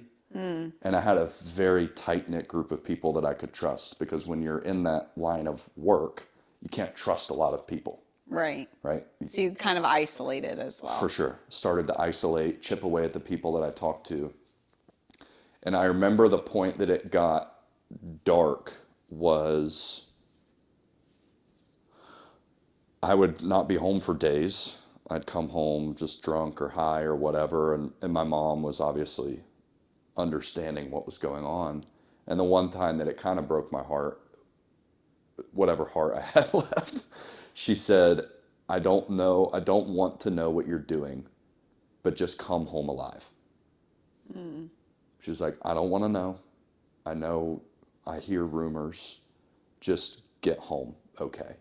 And I was like, that kind of shook me up a little bit. I was like, I'll be all right, But, I mean, for sure, I found myself in situations where maybe I shouldn't be alive, or I should have been hurt seriously or shot, or I got robbed. And you find yourself in some sticky situations pretty quickly. Yeah. And you become hard-hearted pretty quickly in those situations, right?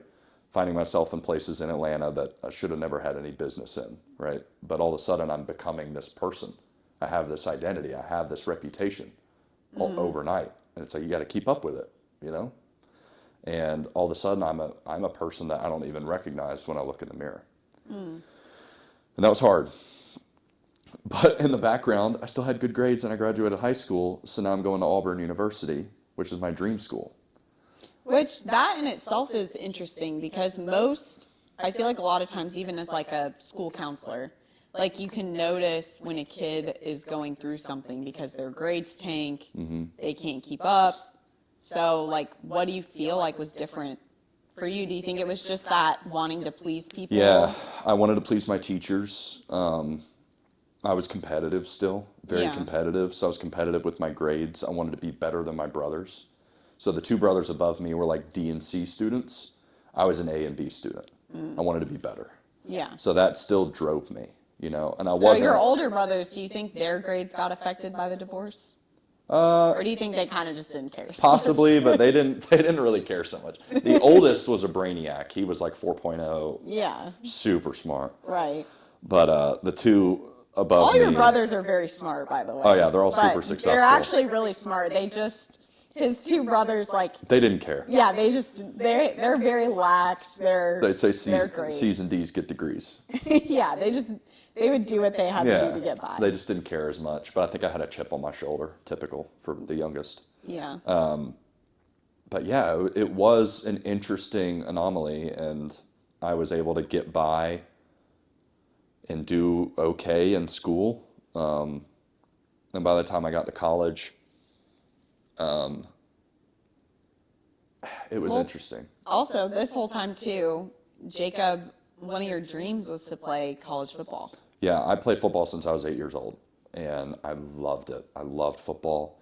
It was a great outlet for me, honestly, to be able to go and just smack somebody in the mouth and just make them feel pain. I loved it. Like, it was such a good way to just like take all of my problems and funnel them into something, and to be able to push my body to the brink and just like get it all out, you know? You want to know something interesting too? This is kind of a side note, but I think as you got older, at least even from my perspective, it seemed like you struggled with anger more. Oh, I did. I was I was like quiet and stuff, but that embarrassment would become rage. Yeah.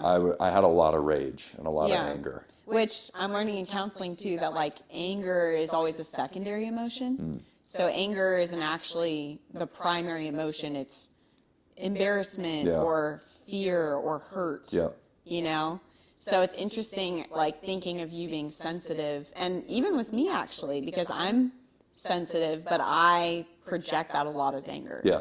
And it's almost like a defense mechanism where you don't really want people to know that you're actually hurt or sensitive or whatever. So you react out of anger, or you become like an angry person. Yeah. Which I think I would say definitely, like even football, the drug dealing, like all of that stuff kind of, like got you into being more of, I guess, an angrier, colder person. It was a good outlet for that anger. And it was justifiable. And I think too, when you're hopped up on substances too, you're more inclined to be an angry individual.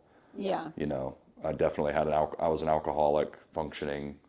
I was smoking weed multiple times a day, every single day, and taking certain pills for focus, you could say. So I was hopped up on all kinds of stuff and smoking cigarettes and doing whatever. I had to have something in my system at all times. Yeah. And that can make you a very sharp person. Yeah. And if you lose that for a few days, you get very upset and angry, you know? So I would have emotional outbursts and whatever. It was weird. Yeah. But so you're at Auburn. yeah, I went to Auburn. You had a desire to play football. I was a nursing student. So ultimately I wanted to be an orthopedic surgeon. Because with everything going on, and as jacked up as I was, I had this thing where I wanted to help people. But I think part of that was probably I wanted to feel wanted. I wanted to feel needed, probably. More youngest sibling attention seeking stuff. But I did want to help people, and I was fascinated by sports injuries because I'd had so many of them. And I thought being an orthopedic surgeon would be a good career path. You know, I had no idea what I wanted to do. Right. So I went to nursing school, and I decided, like, hey, I want to play football. And so with that, I cold turkeyed drinking. I cold turkeyed drugs and everything involved with that. And I isolated again, because at this point, I realized I was really bad at making friends when I got to Auburn. I was a nobody. I was a in high school, I was the biggest fish in a very small pond. And I got to Auburn and I was a nobody. I was an absolute nobody. I knew like 2 people just from back in high school or same small town. Yeah. And I didn't join a frat because my anger wouldn't let me because of the hazing. I knew that I'd get myself in trouble.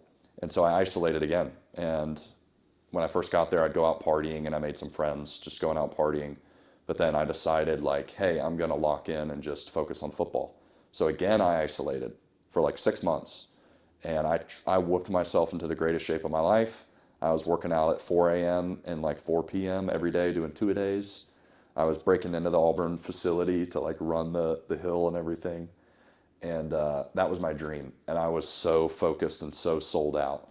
And I was going to do it too. I talked to the coaches and they were actually in the market for like a 6'4", 6'5" defensive end or tight end position, which is what I was. And I went and met with him and he was like, hey, if you can perform like you say you're going to perform. And I sent them my highlights and they were like, well, we'll get you on the team for sure. Preferred walk-on status. And I was like, let's go. And 2 weeks before my walk-on, I was at home training over winter break and we were running sprints and I tore my hamstring in 3 different places. Shredded it and it knocked me to the ground. And I just remember trying to lift my leg and I couldn't lift it. And my coach came over and he said, did you hear a pop? And I said, yeah. And he said, oh man, he said, you're done. And he just kind of left me there. Nobody helped me up. He just went back and kept training everyone else. That's I was funny. just like, okay. So I remember hopping the fence, drove myself to the hospital. And That's crazy, actually. yeah, They just left you there. yeah, I just started hobbling off the field. Nobody helped me.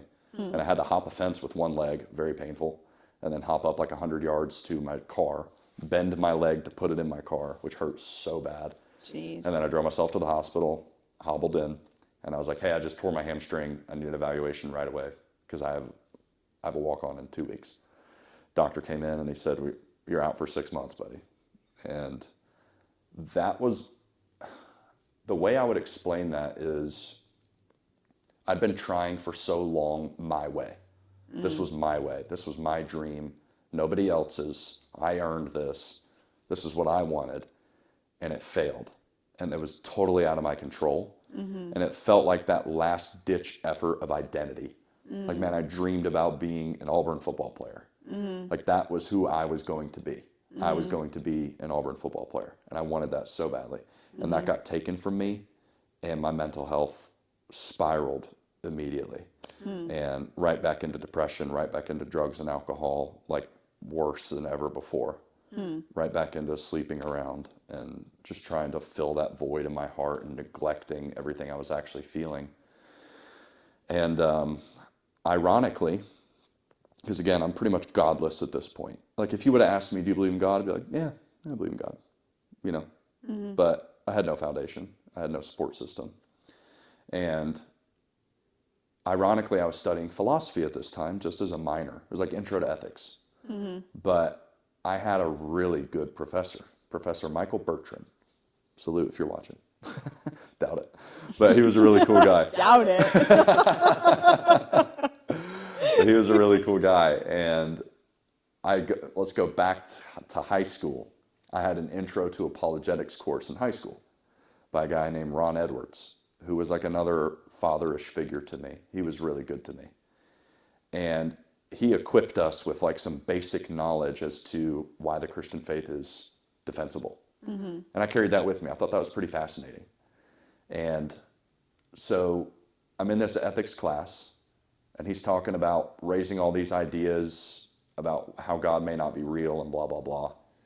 And I sat with him after class one day and I brought up all these defenses that I had for the Christian faith and what I believed, because I was super interested in truth. It was like, for some reason, the way that he spoke in class was like the way that my brain worked. And I felt very drawn to this. So I sat with him and I was like in search of truth. And I said, here's what I believe to be true. And he demolished my arguments, like blew them up. Yeah. And I was like, oh. And he didn't offer me any resolution. He was just like, you need to reconstruct. Like, you need to build this back. And one of my second oldest brother, had actually had a real come to Jesus right before I went to school when I was still in high school. Mm-hmm. And he told me something really interesting, which is shifty advice, not for everyone, but he said, hey man, forget everything you've ever learned about God and start over.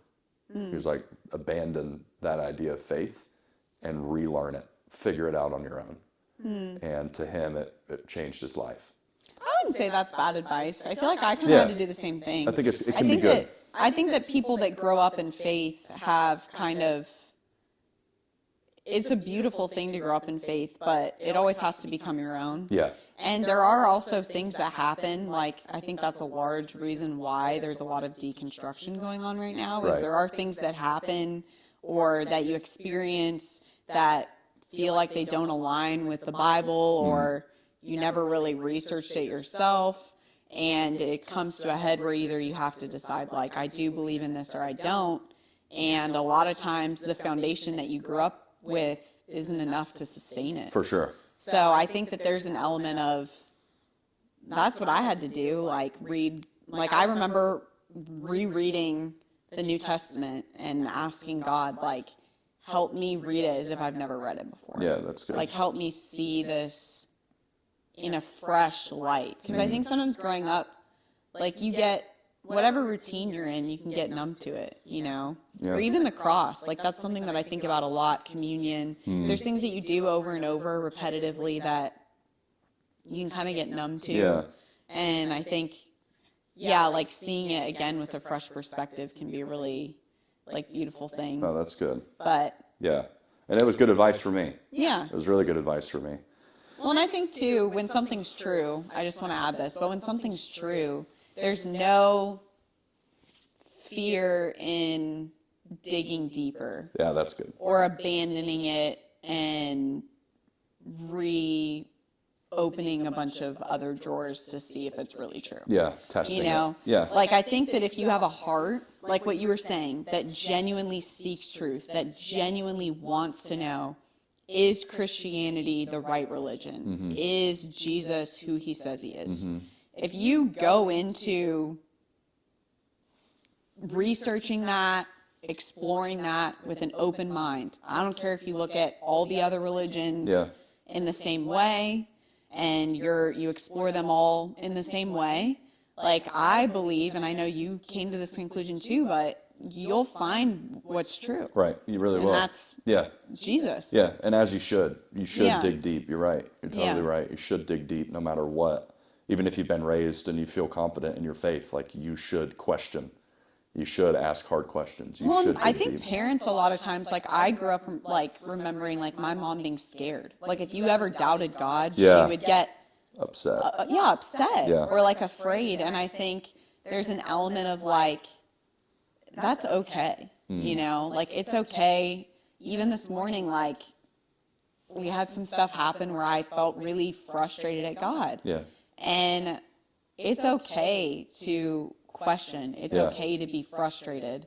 I think your heart posture is really important. Yeah. Like, keeping an open heart and genuinely and having humility and searching for truth. But I think that if you have those things, like, you'll always be brought back and God isn't offended. Like, God isn't like, oh my gosh, they're researching Hinduism. Like, it's over, you know, like, I'm going to get trumped, you know, like, if he really is God of the universe and if what the Bible really says is real. Right. It just makes it that much more real when you dig into the other things. Yeah. From personal testimony. Yeah. But yeah, that's where I was in life. And I was really fascinated with truth. And then I found myself in a really broken place. And in the midst of my brokenness, my religious structure had also been completely crumbled. Mm-hmm. So I'm in a place in life where both of my parents have now filed for bankruptcy. Mm-hmm. I have destroyed my friendship circles. I'm pretty much alone. I'm in an extremely unhealthy relationship with a girl. I got nothing. I've lost all of my weight. I was like really thin. I've been injured. I'm addicted to a bunch of substances. I'm like a loser in my mind, you know. I'm like, dude, you got nothing going for you right now. And I'm like, I got to figure out what I'm doing, you know. And so I was so drawn to philosophy that I actually changed my major to philosophy. And I was like, I just got bit by this bug. I got to figure out what's true. Mm-hmm. Like, you reach a certain point in life where if you're willing, you'll ask enough questions to where you learn enough to where you have to make a decision. It's like blissful ignorance is no longer an option. Right. And I've been confronted with that. And I had to figure it out because blissful ignorance was no longer an option. Yeah. As to what do I actually believe about metaphysics, like the origins of the universe, and is God actually real? Yeah. Is God who he says he is? Is Jesus, is he even a real person? Did he actually live? Did he die? Did he resurrect? These were all just things that I was told. Is this a fairy tale? Apparently I have no idea what I'm talking about, so I should probably figure it out. Yeah. Because I just entered an arena with an actual professional who made me look like a bozo very politely. And I was just like, all right, Michael, like, why you got to do me like that? So I went on this quest for truth. Substance abuse and all. I was high as a kite. high as a kite, looking for truth, baby. Somewhere out there, dude. That is like so stereotypical. Like I feel like Yeah, like weed stoner. smoker, yeah, Dude, stoner. that Like probably did it to me as well, because you smoke enough pot and you start asking all these weird questions. So I probably didn't you're help. like, dude, there's got to be more than this. Oh yeah, you hang around enough people and they just come up with these stupid ideas. And you're That's like, funny, that's though. stupid. But anyway, he equipped me. I think he was an undercover Christian. To this day, I don't know. Really? I think undercover, because he couldn't be overt about it on a Okay. public campus. But he wrote a paper that I found online called "Is God Responsible for All Evil?" Which was interesting. And he was Okay. very theologically inclined. And he had a very Jewish last name, Bertram. And he looked like a Jew. Okay. So he was either Jewish or Messianic Jew, but he had some inclination there. And he recommended a few books for me. He recommended Warranted Christian Belief by Alvin Plantinga, which was like the juiciest philosophical approach to Christian apologetics. Okay. And then he recommended, or he didn't recommend, but I read Killing Jesus by Bill O'Reilly.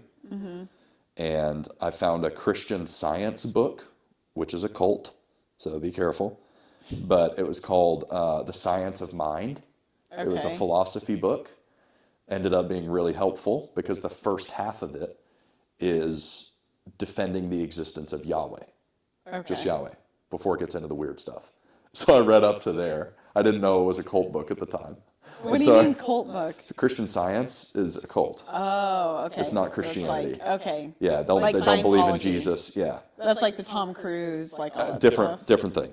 Oh, Yeah. okay. But Christian Science is a very slippery slope, off a shoot off the branch of Christianity. Right. But it gets super wacky. Okay. But the beginning is they believe in Old Testament Yahweh, and it took a Okay. metaphysical, philosophical approach to the origins of the universe and Yahweh as God the Creator, Okay. and it fantastically done. Okay. And so he got some stuff right. Yeah. And I read a few other books as well. Can't remember off the top of my head. You also studied some other religions, which I just wanted to throw in. I did. A lot of that was through like debate and discussion. Some of them were at a later time, but I definitely dove really deep into Hinduism and Buddhism specifically. Because those are kind of the two other major religions. Well, you have or Islam. one of the two. You have Islam too, which I didn't dive all the way into. I'm still reading more to this day. I mean, I know plenty to have made an educated decision, but I think at that point in my life, I was focused on, can I debunk Christianity, or can I reinforce my belief in it? Is this really what I believe? Is this God really real? So I was really, I think, at that time focused on Christian belief, Yeah. and let me figure out what's going on here in the deepest level. And I started to read, and the evidence for Jesus not only being a real person, but living a sinless life, both historically, literarily, outside the Bible, evidence for the Bible being infallible, evidence for the Bible being an accurate historical document, eyewitness accounts, over 500 eyewitness accounts, what happened with Christianity, the fact that all these people saw Jesus and went to the death for it. Nobody dies for a lie. You know, all these different concepts of, and then in the metaphysical realm, evidence for God being creator versus evolution. That one was really easy for me.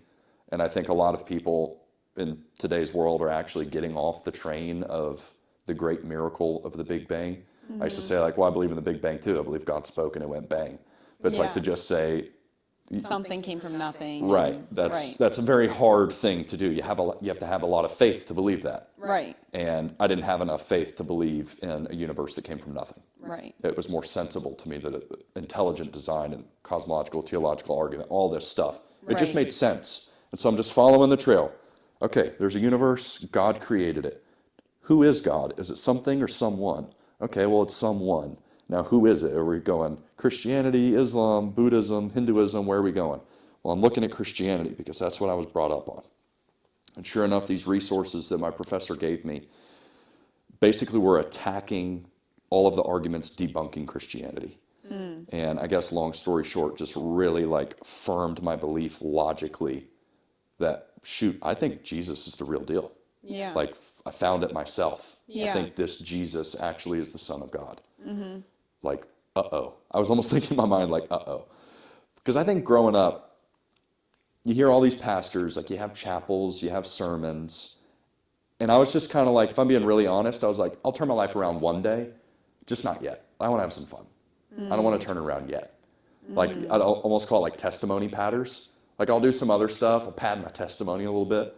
I'll turn my testimony patterns. That's crazy. Yeah, like, I'll pad my testimony a little bit. I'll get some cool stories. I'll turn it around later. Yeah. But then before you know it, I don't even believe the same thing I believed back then. It doesn't work like that. And so I find out for myself through all these different resources. I debated that professor so many different times. He was really good to me. And I'm like, I think I believe this. Well, I should probably read the Bible. Like, I should probably figure out what that's about. Yeah. So again, I'm still in the midst of this search in the background. I'm now working a dead-end job at Smoothie King, making minimum wage. I'm broke as a joke. I've lost all of my drug money. I'm still with this girl. I'm very unhappy. And I'm just abusing all this stuff, drinking and smoking. And on the other side, I'm on this like philosophical quest for truth. I was so double-minded. Yeah. That's the story of my life. I was a double-minded fool until I met God. And I crack the Bible open and I start to read in Matthew. I'm like, that's probably a good place to start. And I remember coming across Matthew 7:21, which says, many will say to me on that day, Lord, Lord. And I will say to them, or no, what is it? Many will say to me on that day, Lord, Lord, didn't we prophesy in your name, cast out demons in your name, do many miracles in your name? And I will say to them, turn away from me, you evildoer, for I never knew you. And when I read that verse, on the simplest theological train I could follow, not knowing anything, I'm like, wait a second. There are people who profess God, that know God, that do miracles in God's name. Know of God. Know of God. Do miracles in his name, meet him at Judgment Day, and he denies them and says, I don't know you. And that freaked me out really bad because I was like, again, I'm just convinced that Jesus is real and these are Jesus's words. And I'm like, in my mind at that time, well, these people are probably a lot better than me if they're doing miracles and they're not getting into heaven. I was like, wait, what? And then I start diving into scripture more and I start really reading and looking around and I read James 2:19 that says, you believe that God is one. Basically, you believe in God. You think he's real. Good for you. Even the demons know and they shudder. And I'm like, what is this? Like, what is going on? This is not the gospel I grew up on. The gospel I grew up on was you believe in Daddy in the sky, God in the sky. Daddy God. Daddy God. He died for you. He loves you. God loves all his little children. You sing Jesus loves me. You pray the prayer. You get baptized and you're good to go. But now I see that the demons believe in God and they shudder at his name. And the Bible sarcastically says, oh, you believe too? Good for you, buddy. And in Matthew 7, there's people that are doing miraculous works in his name that are being turned away.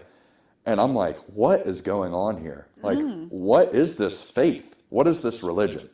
What is Jesus saying here? And I remember at that point just being like really intrigued, being really interested in like, I felt like I found something totally new. and it was speaking to me. The Bible was coming alive. It was challenging me. And I felt like I was finally on the precipice of something. But in the meanwhile, again, my whole life was breaking down. And I was miserable. I couldn't sleep at night. I was totally depressed. I remember quite literally to fall asleep, I would have to get high out of my mind and watch Family Guy for like 2 hours because I just felt darkness all the time. Just like anxiety, weight, depression, and I couldn't get free of it. So I needed something like humorous to like lighten the mood and just get baked out of my mind to fall asleep. Yeah. Every night. I mean, it was a miserable existence. And so that's why, like, when I meet people now that like don't believe in God or spiritual, but they're just getting high all the time, I'm like, you can't get past me, dude. I know you, because I was you. Like, I know you. I know you're miserable. I know the moment that that high wears off, you are a miserable son of a gun. Like, I know you. But anyway, and I remember everything came to a head. It turns out I didn't make the cut at nursing school, and I had to make a choice to drop out or to transfer schools. Because at this point, I couldn't really qualify to take out more debt. There was a big issue with FAFSA where my dad made a lot of money, but he went bankrupt because of the divorce in the business. So I didn't qualify for any federal aid. It was a long, complicated thing, but we were actually broke. Yeah. It was weird. And so I had to make a choice. I thought you switched your major to philosophy, I did. I already said that. but you couldn't go into nursing? Sorry. No, you're right. I was just confused. No, you're right. Or did you just minor in philosophy? No, I had a minor in philosophy. I think I changed it to my major. Was that after nursing? Yeah, that must have been. No, you're right. I got a hiccup there. I don't know. I did change it. I think I changed it to my major. And then maybe when the semester is up, I still had to. He's lying. It's all the dope. Don't do drugs. I'm just kidding. No, but I was just actually either way, curious. when that semester ended, no, you're right. I don't know which one it was. Either way, when that semester ended, I had to leave. Yeah. I had to figure something out. I can't Yeah. remember. You caught me. I don't remember what it was. But I remember being really, like, panicked about what am I going to do? Because I'm just now liking this philosophy thing, and it's just another thing that's going to get taken away from me. And I'm, like, considering, well, do I just go back home and, like, start working again? Like, what do I do? Do I just, like, drop out and hit the scene? That's great. Hit the what? That's crazy. Drop out and hit the scene. The seam? Yeah, it's like a rap line. Drop out and hit the scene. I don't know. Like sell drugs, like be cool. All right. I don't understand that lingo. So anyway, I was like, is that what I do, or do I just like go to a community college? I couldn't figure it out. Yeah. And I remember being really frustrated with God. And I was like, well, I know that you're real now. Help me out, dude. Like, I know logically that you are who you say you are.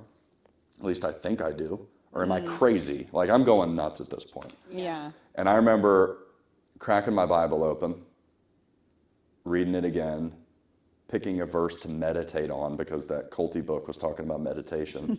And I didn't know it was a culty book at the time.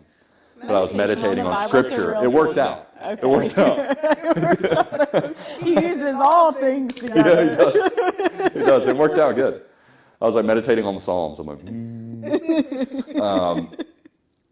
but I remember getting high and having a conversation with God. And I was like, by the way, at this point, if I wasn't high, I wasn't myself. I wasn't thinking straight. I'd get high and go to chemistry class and do better than if I wasn't. Like, it was a problem. Okay. And I remember sitting with God, and I just remember saying, like, if you are real, I've been spending months seeking you. If you're real, like, it's time to show yourself, dude. Like, give me something. Show yourself, reveal yourself, tell me who you are, and I will follow you. Like, my life sucks. Everything in my life sucks. I got nothing to lose. Absolutely nothing. I've lost everything already by my own hand. I've killed my relationships. I've blown my money. I'm miserable. I can't even sleep at night. Like, if you're real, show me and I'll follow you. And the craziest thing happened at that moment. It was like this stillness came over me. And the way I would describe it is like I was in a cotton ball. Like, I couldn't hear anything else. It was like really silent. And I just like heard / felt / knew this loud voice speak to me. and just said, Jacob, go to Southeastern University. And I like snapped out of it. And I was like, what was that? Like, what was that? I remember looking around my bathroom, like chills on my body. And it was like, it was a supernatural experience of where I heard the voice of God. And I remember I called my mom. I told my mom. And she, at this point, was making some good recovery, seeking God. And she was like, oh, praise God, because she knew I wasn't doing well. And I was like, Mom, I'm dropping out. I'm transferring to Southeastern. And I didn't have any money. Again, parents are bankrupt. I got no money. I got one friend, or two friends in Florida that were at this college. I hated this college. I hated the hipster Christian movement. A lot of these people judged me in high school. A lot of these people were not good to me. The people that were going to the school that you knew from your Christian school. A lot of them were not very good to me in high school. I wasn't very good to them. We didn't like each other. This was like back in like skinny jeans and like weird hairstyle, Christian, whatever. We didn't get along. And so I was like, that's the last place on earth that I would want to be, is with these like religious freaks. And sure enough, I was like so confident in what I heard that I just went for it. And that whole summer, I spent that whole summer just partying and getting wasted still and telling everybody how real God was. I'd be in the bars telling people like, God spoke to me, and I probably looked like an absolute psychopath. Wow. Because I had no heart repentance at all. It was all knowledge. Yeah. But sure enough, like that's kind of like when I started to take my turn back from my fall from grace. Yeah. And God started to like slowly turn my life around. That's so crazy. That's such a crazy story. And then we met like a week into you coming to SEU. Yeah. I mean, I got down to crazy. SEU and I was still like, I was probably like a week sober and all hyped up about God, but also like still weirdly like closed off. People were nice to me when I got down here for the first time in years, which is very weird for me. People were interested in me, asking me questions, like very uncomfortable for me coming from the lifestyle that I was in. And I just started to like, my shell started to break a little bit. I started to read the Bible and get really interested and go to chapels. And I remember the moment that I really surrendered my heart, which is when everything changed. Because kind of the theme of my testimony is, number one, God was there and he was faithful when I was faithless. Like he was always there for me. He always took care of me. And number two, it's all about like relationship versus knowledge. And at this point, I was so swollen with knowledge of different religions and theology and apologetics and origins and all this, like just busting out of my ears with knowledge, but my heart was rotting. You know, knowledge didn't save me. Knowledge couldn't save me. The more I got, the more I wanted, and the more empty I felt. It didn't help me. And I remember being in a chapel, and they were playing that song Defender by Upper Room. It says, hallelujah, you have saved me, so much better your way. And there's lines in there about all I did was stand still. Like basically all I did was nothing but acknowledge you and stand still, and you saved me. And that line like really resonated with me. And again, coming from a Stoic background, like the charismatic worship movement really freaked me out. I thought everybody was super weird, like sticking their hands up. But I just remember being like, you know what, God? I know that you're real. I know that you are who you say you are.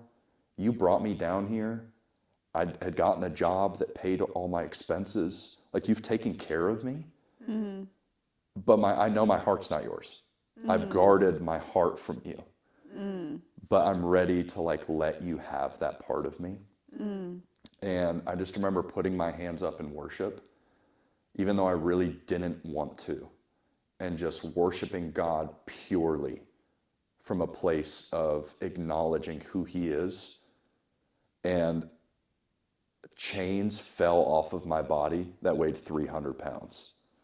I mean, I literally felt like I was floating. I started sobbing. I broke. I mean, we're talking like 10 years of brokenness just fell off of me.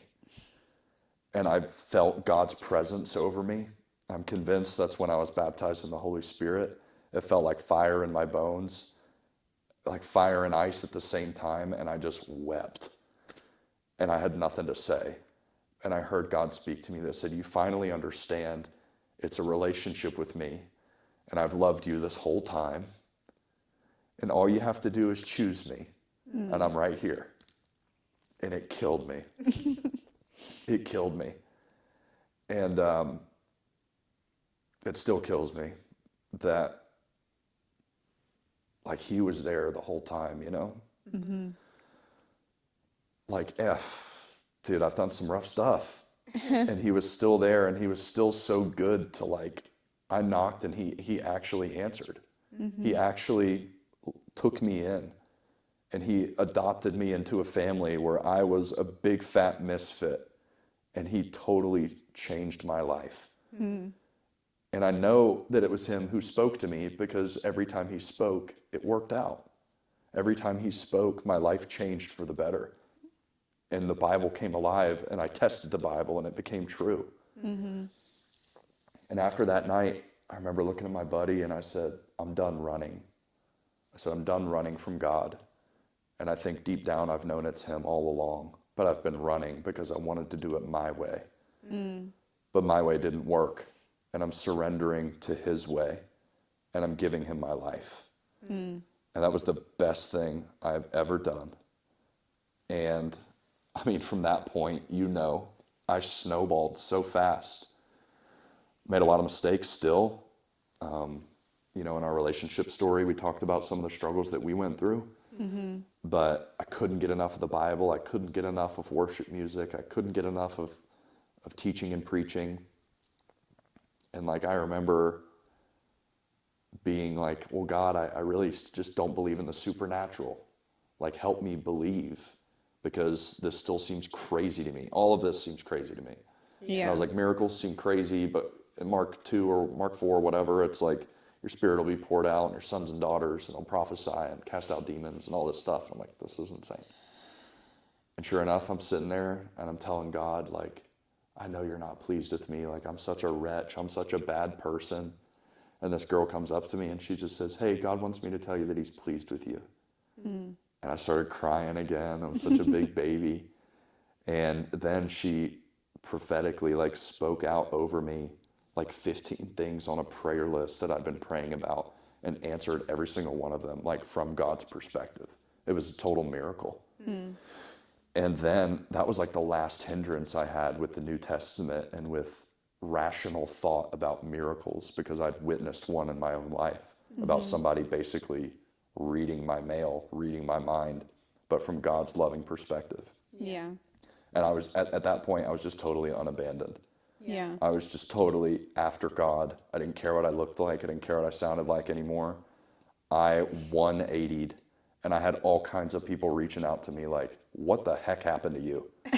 Like, guys that I used to sell to, or guys that I used to party with. They were like, a lot of them would come up and say, like, I want what you have, dude. They'd be like, this is genuine.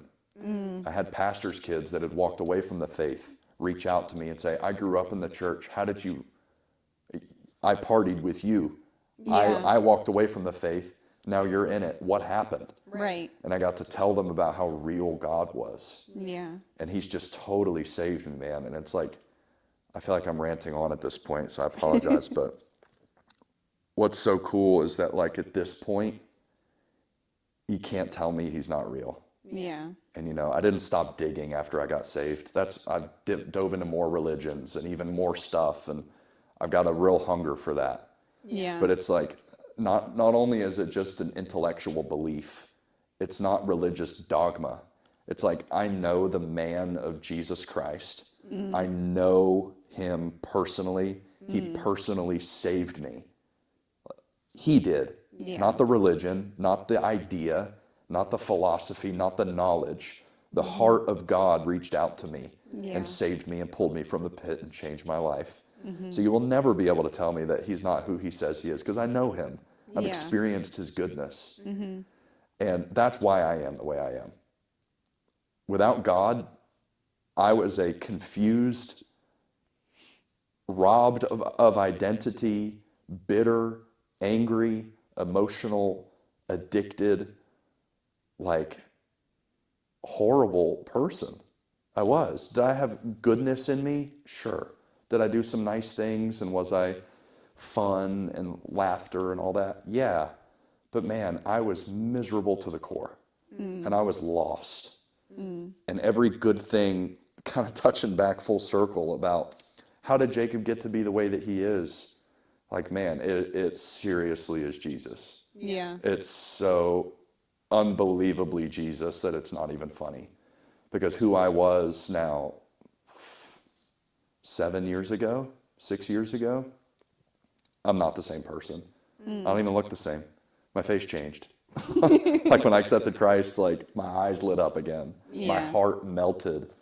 And I'm just trying to be, I pray all the time that I would be the best man that I can be through him. And that I pray all the time, Lord, give me your eyes, give me your heart, give me your ears, give me your spirit, help me to see like you do, help me to love like you do. That's all it is. So it's like whatever goodness there is, like it actually is from him. You know, like that's the key, that's the answer. Yeah. And I'm so stinking in love with Jesus, man, and you'll never talk me out of it. I'm so proud of you. Like, it's been an honor, like, being there from somewhat the beginning and just seeing, like, the man that God has, like, grown you into and, like, made you to be. And I couldn't be more proud of you. And I couldn't be more, like, lucky and blessed to, like, have you as a husband and a partner. And, like, I've seen God personally, like, grow you and change you and mold you like into such like an amazing person, and it really is him. Because I don't think anyone else could do that to anyone. Like, and I think that's what's so crazy is people see the love that we have, and like a lot of people's reactions are like, it has to be scripted. Like, it can't be real. And it's like, it is real. And it's because like we've experienced a love that's so great, that's so beyond like our comprehensions, that like it moves us. Like, it causes us to grow, it causes us to learn and to love each other better and to be more like him. And like, I think God is answering your prayers, and I think people see obviously like Jesus in you. They just didn't know it was Jesus, and now they do. But thanks for sharing, baby. Of course, honey. Thanks for listening. Sorry if I was a little long-winded. But No, you're good. yeah, I think it's just the Bible coming to life, right? Like, we love because he loved us first. Yeah. Like, it's from a place of overflow. Yeah. And when I'm not in a place of overflow, I can be nasty. You know? Like, there's still remnants of this flesh that need to die, that need to be crucified. Like, things aren't always perfect, of course, but like whatever goodness is in me, like, I proudly boast in what Christ has done. So proudly. Yeah. And it's so easy to love you because I'm coming from a place of overflow, kind of like we talked about with forgiveness.